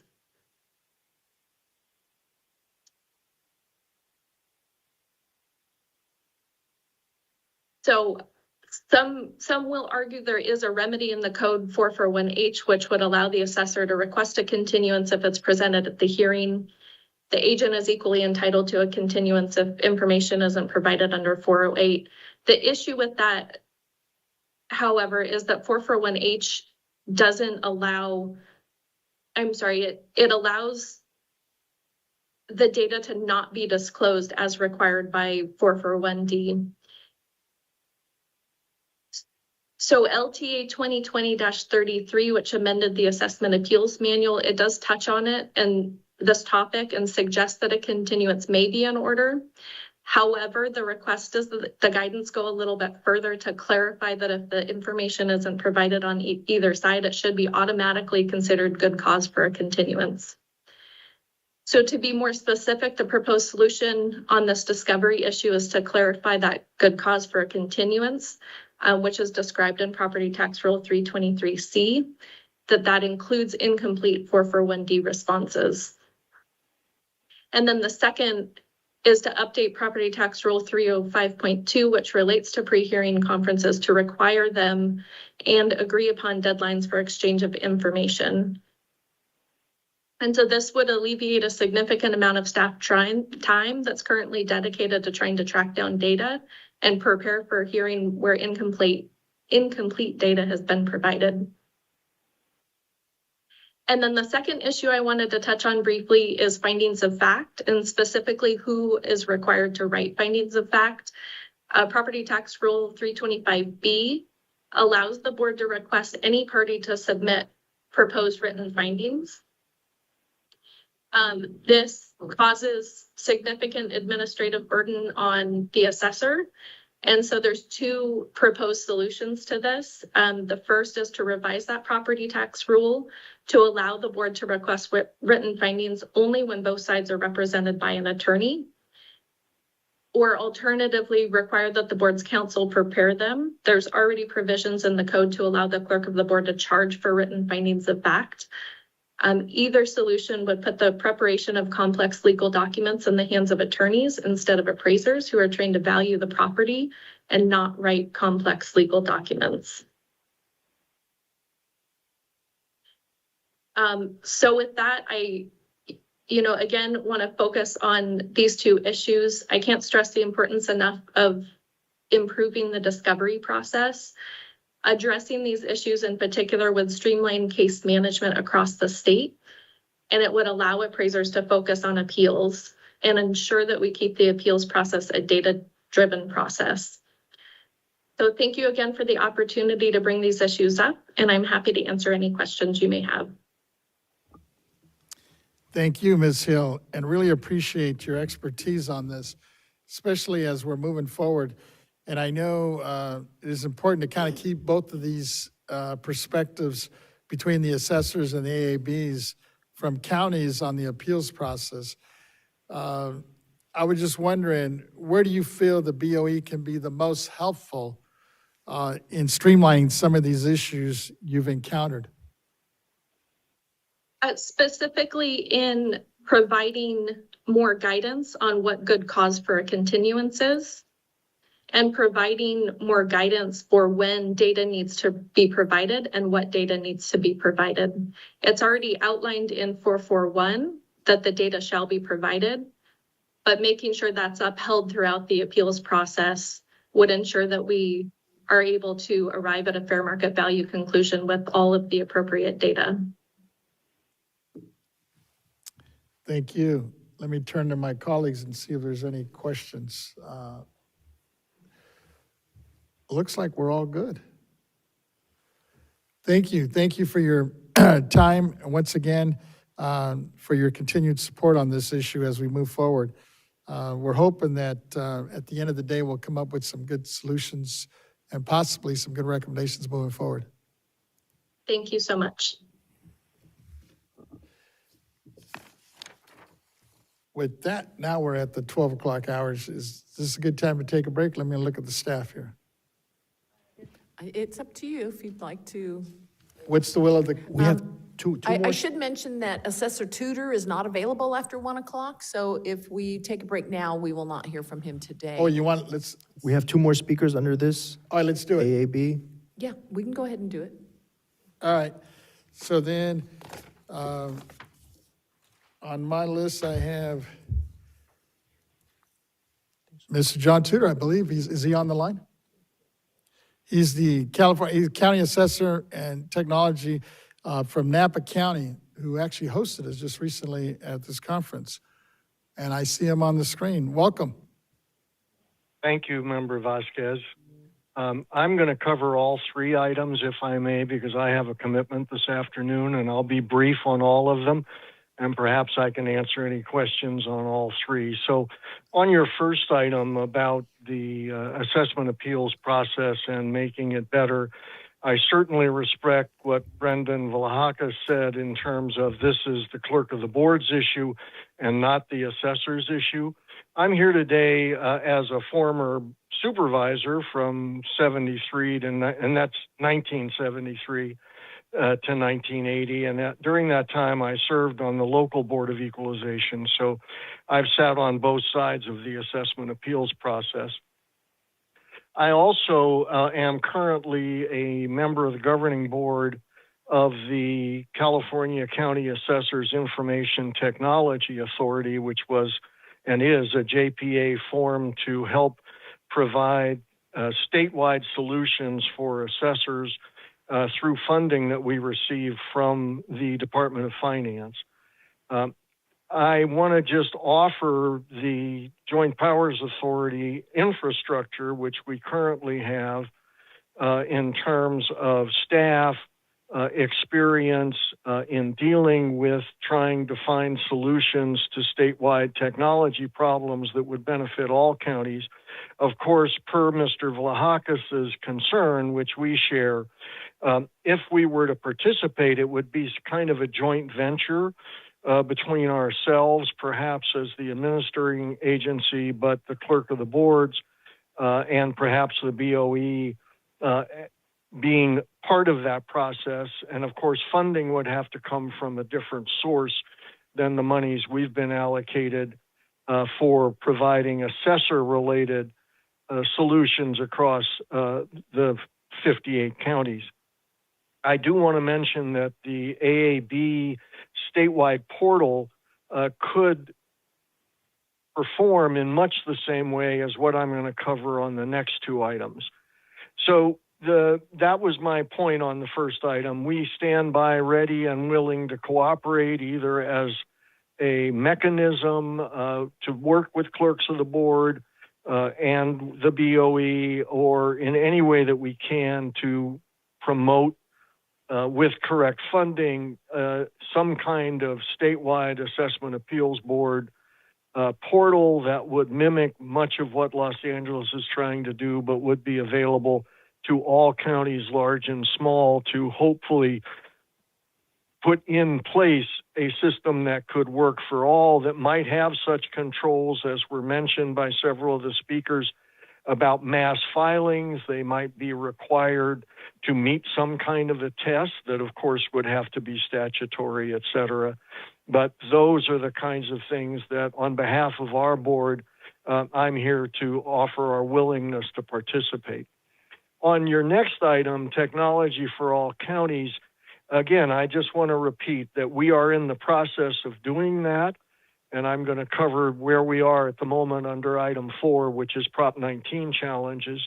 But I did want to say that we are welcome to pursuing additional ideas once we know what our funding resources will be for all assessors, once we've completed our first project, which I'll talk about in a moment. And we do see statewide solutions and the role of the JPA in assisting to be very valuable, and we're ready to cooperate. I would, as the chair of the ad hoc committee on future projects, I would be the contact with the BOE or with clerks of the board if they wanted to pursue some kind of a joint venture moving forward. And then finally, Member Vasquez and members of the board, on item 4, Prop 19 challenges, I do want to bring you up to date on where we are with the Joint Powers Authority. We received funding from the Department of Finance. We were created, I believe, back in 2023 or 2022. A Joint Powers Authority was required by the legislative vehicle that gave us the funds. We can represent all 58 counties. Not all counties are yet members, but a number of counties are members, approaching half or more of the counties in the state. And we are managing these funds, and our first project, which and the timing is perfect for your work group, Member Vasquez, is a Prop 19 and welfare and other exemption portal. We just on Monday, the 28th, released the request for proposals for an enterprise system to provide that portal to all 58 counties, not just the members of the JPA. Of course, there will be operation and maintenance costs once the portal is created and ongoing. The RFP response will point out what those costs will be, and counties can decide if they want to do that. One of the speakers earlier mentioned it's vital that there be interaction between whatever AAB solution is created and the assessor's system, how they track it and what we do. As you were aware, and it was mentioned by one of your speakers, the megabyte system, which supports 36 counties out of the 58 on their property tax side, including the tax collectors and the auditor controllers, does have a clerk of the board function, which is attempting to help integrate the clerk of the board, who controls that function, by the way, with the assessor so that there's data transfer between the two. But getting back to the JPA and our RFP, one of the main requirements of our RFP is that whatever solution is proposed for the Prop 19 and exemptions portal be interactive with all assessor systems. The 36 that are megabytes, 7 or 8 that are another company, some counties that have their own system, and that is one of the requirements of the RFP. And we would expect that if we enter into any kind of a joint venture with clerks of the board and the BOE on an assessment appeals portal, that same kind of requirement would be built in. So we are hoping to contribute to technology for all counties. We are looking forward when this RFP is responded to. We should make that decision towards the end of the summer. It's been released today. There's question periods, then there are response periods, then there is a waiting and scoring time. And then our committee, I'm also the chair of the ad hoc committee on the RFP process, a separate committee. We will be making a recommendation to the board of directors of the JPA sometime later this year, not very late this year, and hopefully we'll have the Prop 19 and exemption portal up and running in the not too distant future. So with that, I'd be happy to answer any questions. Thank you for accommodating my schedule and for allowing me to speak on all 3 items, but I hope to do that cogently and briefly, and I'm welcome to any questions. Yeah, I appreciate your time and your commitment, especially the institutional knowledge that you're sharing with us. I know you've been around for some time in different roles, wearing different hats, so that's been really helpful. Looks like, let me start with our chair. Member Gaines has some questions for you. Yeah, I do. Great, thank you. And thank you, Assessor Tudor. I appreciate your comments. And I'm focusing on this technology, the technology comments. So I'm trying to figure out Butte County and the questions that they were asking. With this portal that you've been working on, would that be could that solve a problem in terms of providing the necessary software to operate the appeal process in a county? No, it would not, Chair Gaines, because of the issue correctly raised by Brendan Vlahakis, that this is a clerk of the board issue. You've heard from some of the most accomplished clerks of the board across the state. We would be happy to take this technology, which I believe could be easily expanded to an AAB portal. It would first of all have to be under the direction of the clerks of the board, and to the extent the BOE was involved, to BOE. But our technology and the lessons we've learned from this RFP and the structure of the portal probably could be easily accommodate an AAB portal for what that would do. Okay. It would not necessarily manage all of the timing and scheduling and those kinds of things, but it would be a front end, much like was described by the wonderful Ms. Tran from LA County Clerk of the Board. Okay, and this is separate and distinct from Megabyte? Because you had indicated yes. that 36 counties are using Megabyte and that there is there's a, I don't know, a software section there for clerks. That's correct, way to but not describe it. all 36 counties are having it. I think your speaker from Butte County testified to the fact that there is an expense related to it. And so not all counties have signed on, and it would not be a statewide issue or solution, of course, because there are only 36 of the 58 counties. Megabyte is not a bidder on the Prop 19 and exemption portal. They're happy with the role they provide, but they would not be a bidder, I don't think, on an assessment appeals portal if one were done as a joint venture. But they do stand ready and willing to help those counties that can use their existing clerk of the board module. Great. Thank you very much. Seeing no other questions, I think we're good. Thank you for your time and for hanging in there with us. I know you have especially other meetings to attend to, so I appreciate you were able to stick it out with us. I appreciated the opportunity, Member Vasquez. Thanks for your leadership. Thank you. With that, we have, I guess, one more we're going to slip in here before lunch, and is Paul Waldman. I believe he's here from the Ryan Group, if you would come on up.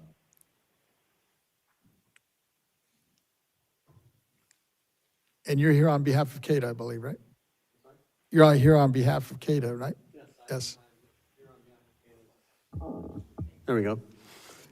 Yes, I am here on behalf of CADA. I'm a member and past president of CADA, the California Alliance of Taxpayer Advocates.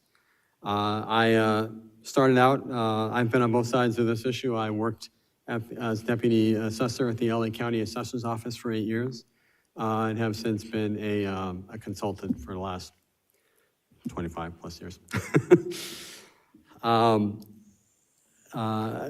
honorable members of the board, Chair Gaines, members of the board, really appreciate you allowing us to come here and speak before you.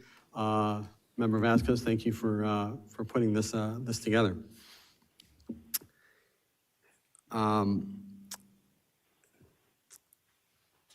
So with regard to delays on the appeals process, as we know, the appeals include many different types of grievances, such as assessment versus market value, erroneous reappraisals, tangible personal property audit results, methodology regarding complex property classes, and legal interpretations thereof.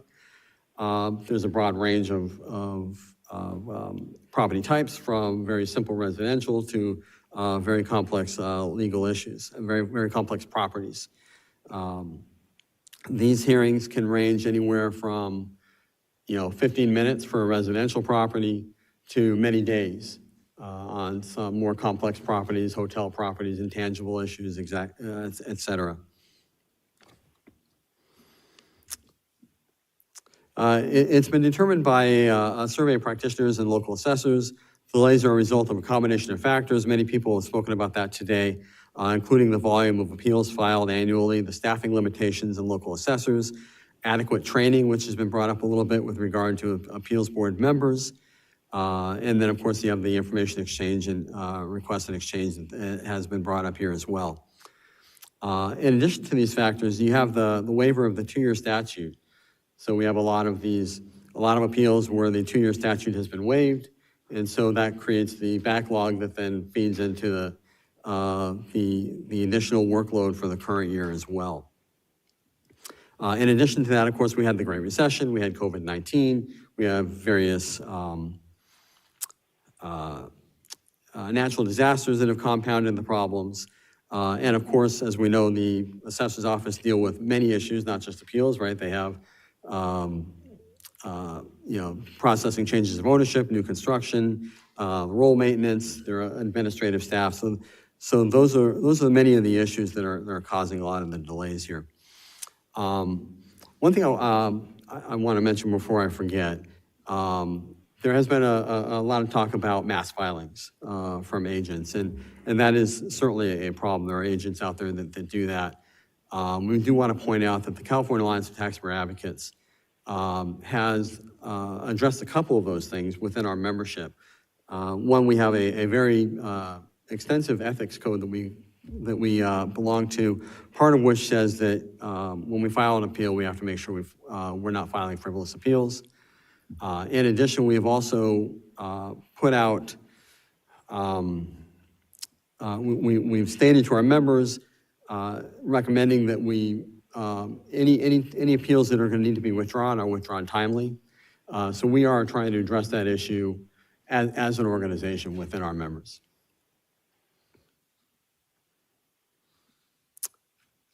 Some of the causes with regard to delays for the assessment appeal process, we kind of broke it up into there's major metropolitan counties and there's the smaller counties. In the major metropolitan counties, there's a lot of commercial and complex appeals that either will take all day or can sometimes take several days. And one of the issues that we find is that these cases are typically, like for example, hearings that have several days of that will take several days are often scheduled just for one single day. And what happens is you get through that day and then it gets continued for a few months down the road before the next day gets to be heard. And, things happen. Board members pass away, which has happened both in LA and Orange County, causing a lot of additional delays. In addition, it doesn't get rescheduled for several months because the boards are booked up. Right, so you have that 1 day hearing, but then you can't have a hearing for several days because there's no availability for several months, not days, months. The impact of that is exacerbated, as I said, when board members pass away, when they retire, when they're not renewed for a three-year term. In smaller counties, you run into this problem when you have multiple day hearings. Some of these counties only have 1 or 2 days a month of hearings. And so scheduling multi-day hearings for commercial and complex properties has the added complication that board members not available, there's no board meeting room available, board clerk's not available, et cetera. Suggestions for streamlining the appeal process. As you can imagine, we have some ideas. This has been brought up by several of the other people today, is stricter adherence to Rule 323 regarding postponements and continuances. We agree that there can be more guidance on that. Several people brought up the idea of having additional guidance as far as what is good cause, what I would call basically better hygiene regarding the postponements and continuances. I would agree with a lot of what has been said on that.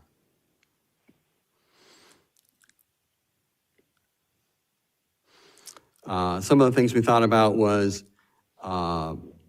requiring boards to make every reasonable effort to maintain continuous hearings, requiring continuances to be no more than 90 days unless the parties stipulate to a longer period, allowing continuances for more than 90 days where reasonable cause is shown, and not granting continuances to both the assessor and the taxpayer for continuance after the assessor, after one side has presented the case, sometimes there's a continuance, and that's not fair to either side.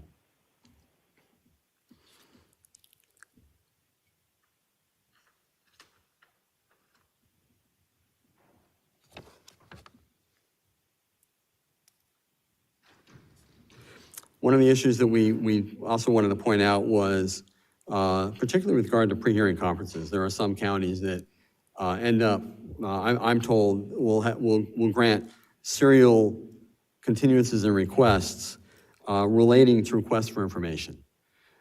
We believe that if there's, for example, a pre-hearing conference and if the hearing is stated to, if the information is stated to not be available or won't be provided, that should be it, and it should be really up to the board at that point to determine whether they felt they need to require the information, et cetera.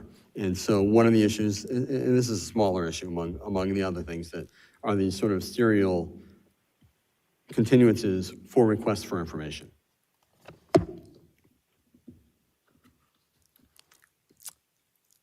One of our recommendations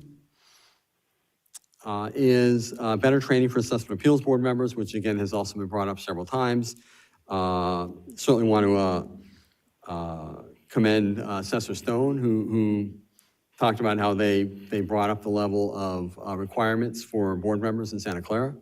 And I think in general that is quite important. That I think that's one of the primary things that need to be done is better training. It can be a little frustrating when you're presenting to a board and you can tell their eyes are glazing over because they have no idea what you're talking about.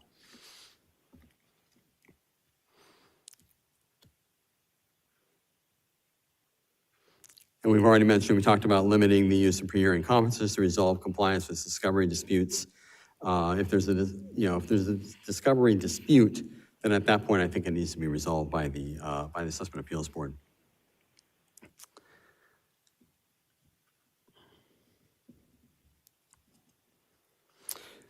One of the recommendations we wanted to talk about was considering the use of docketing systems to track systems of appeals. Mr. Vlahakis, did I say his name right? Mentioned this earlier, and he was sort of opposed to this idea. And I think he sounds like he was opposed to the idea of sort of requiring the system among all counties.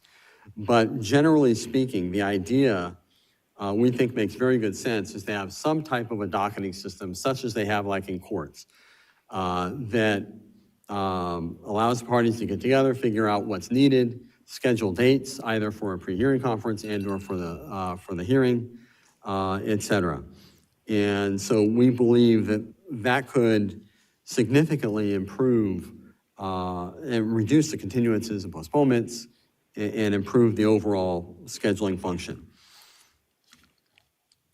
And it sounds like the Honorable John Tudor, from speaking in his position as at the CCAITA, has some ideas on that, and I think that certainly something should be looked into and pursued. I think that there's some very good possibilities there.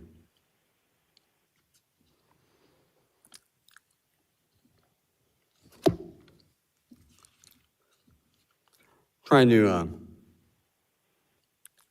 streamline my comments because I know I'm standing between everyone and lunch right now.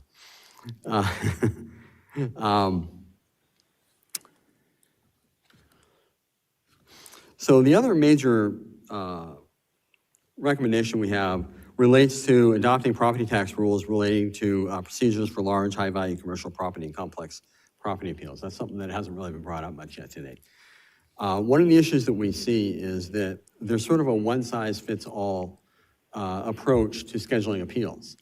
And so we might come to a hearing with what would be an all-day appeal or with some of my attorney colleagues, multiple-day appeals, sitting in a room with people that have residential appeals or, smaller, more basic appeals, a simple industrial warehouse. And what happens is these large, complex cases clog up the system. And so a lot of those hearings are going to get rescheduled. That's how a lot of these things get rescheduled. So we're recommending that, that some of the counties adopt property tax rules relating to procedures for large and high-value commercial properties. Some counties, such as Santa Barbara and Merced, have adopted local board rules for the processing of assessment appeals for large and high-value complex properties. These rules remove those properties from the other appeals, thereby avoiding these systems of the one-size-fits-all process for most appeals. Putting them onto a separate track keeps, as I say, from clogging up the system.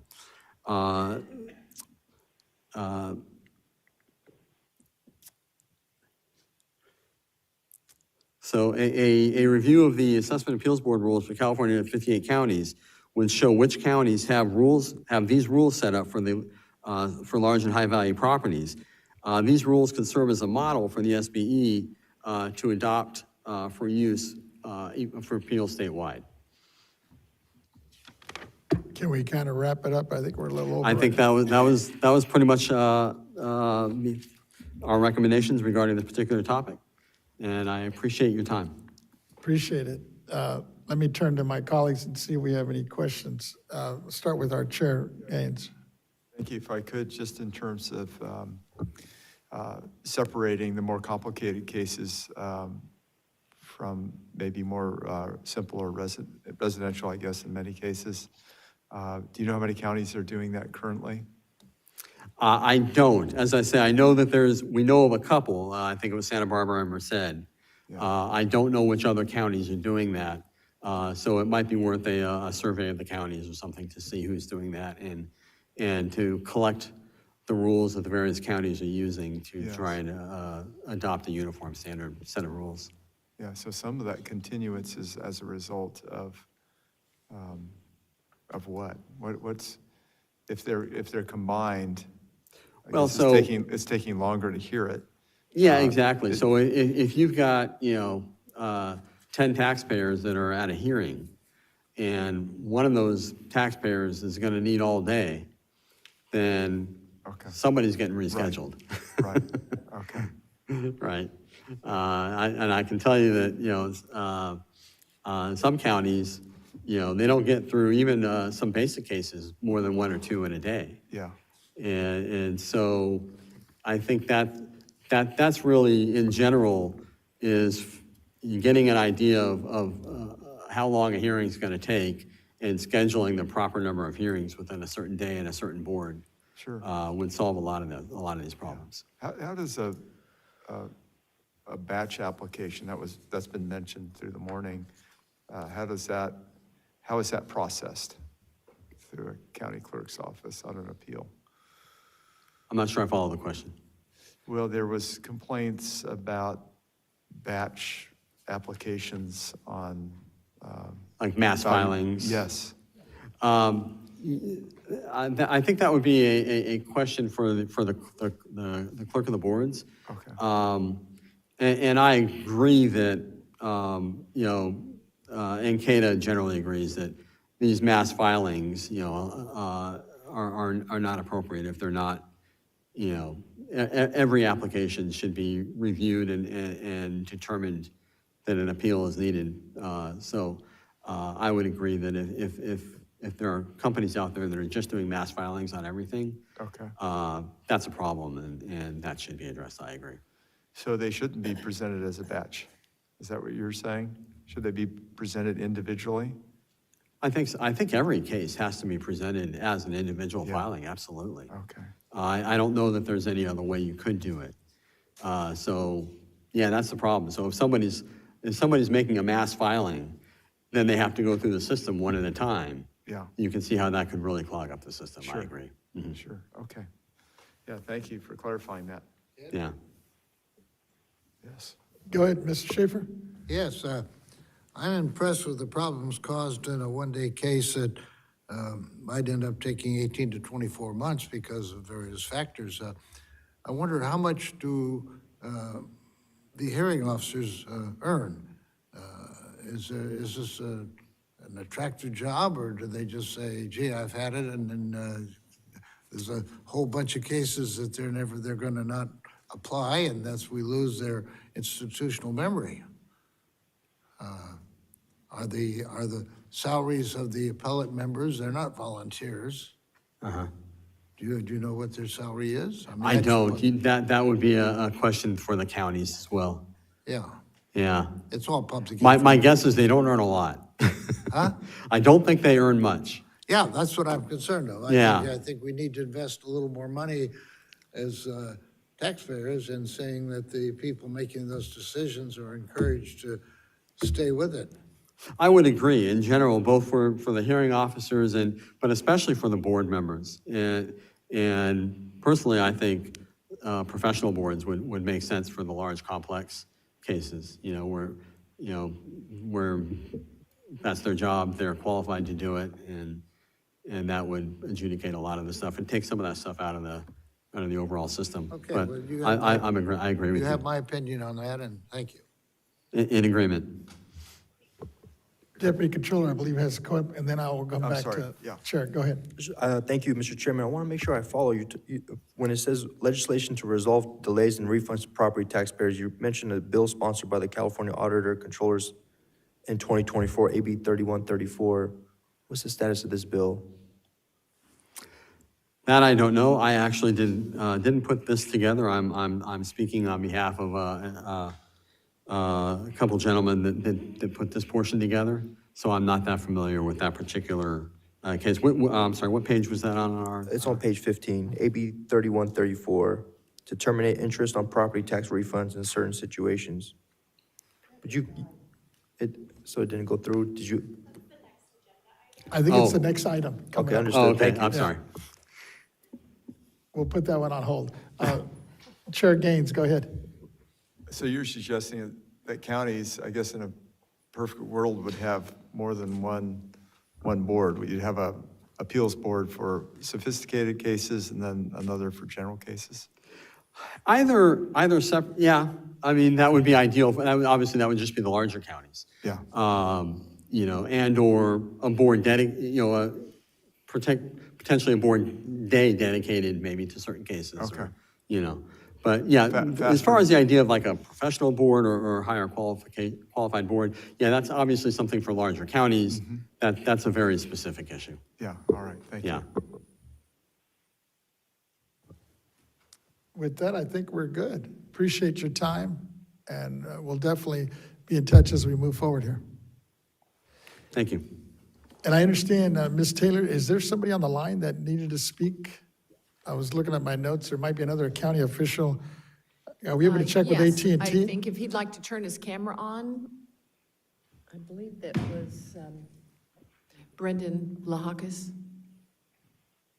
Oh, sorry, I just had noted to your staff that I could answer the question regarding board member stipends. Your board staff does gather data annually from all the counties as to what our stipends are. Generally, it's around $100 to $150 per day that assessment appeals board members receive. So it's very nominal. In my county, we still kind of refer to them as volunteers. LA County is the only county that I'm aware of that has adjusted their stipend to be more like a salary, and their board members are more like full-time employees. And I would defer to Jennifer Tran on any questions you have about LA. But for most counties, that stipend is set by our board of supervisors, and we agree. A lot of them haven't been adjusted in several number of years, but they are also generally set based on stipends that other boards make, such as if the county also pays a stipend to the planning commission. So adjusting stipends for assessment appeals board members would also result in the possibility of having to adjust stipends for boards and commissions across the board. And counties, it varies by size, but my county, for example, we're a medium-sized county, we have about 90 boards and commissions. So it's from a board of supervisors perspective, it's not just looking at the salaries for assessment appeals board members, it's all stipend compensated board members. So I hope that adds additional clarification. We do have some of our members on the line for public comment as well. With that, I know we have some folks on the line, and then there's folks in the audience here. Is there anybody that needs to make a comment or has a question before we conclude this item? Nope.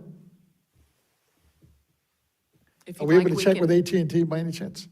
Yeah, we Ms. could, Taylor? AT&T operator, could you please let us know if there's anyone on the line who would like to speak on this topic?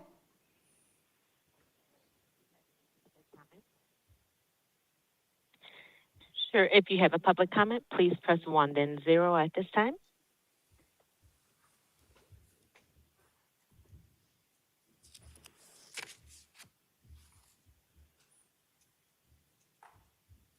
In one moment, we do have one person in queue, and we'll gather their name.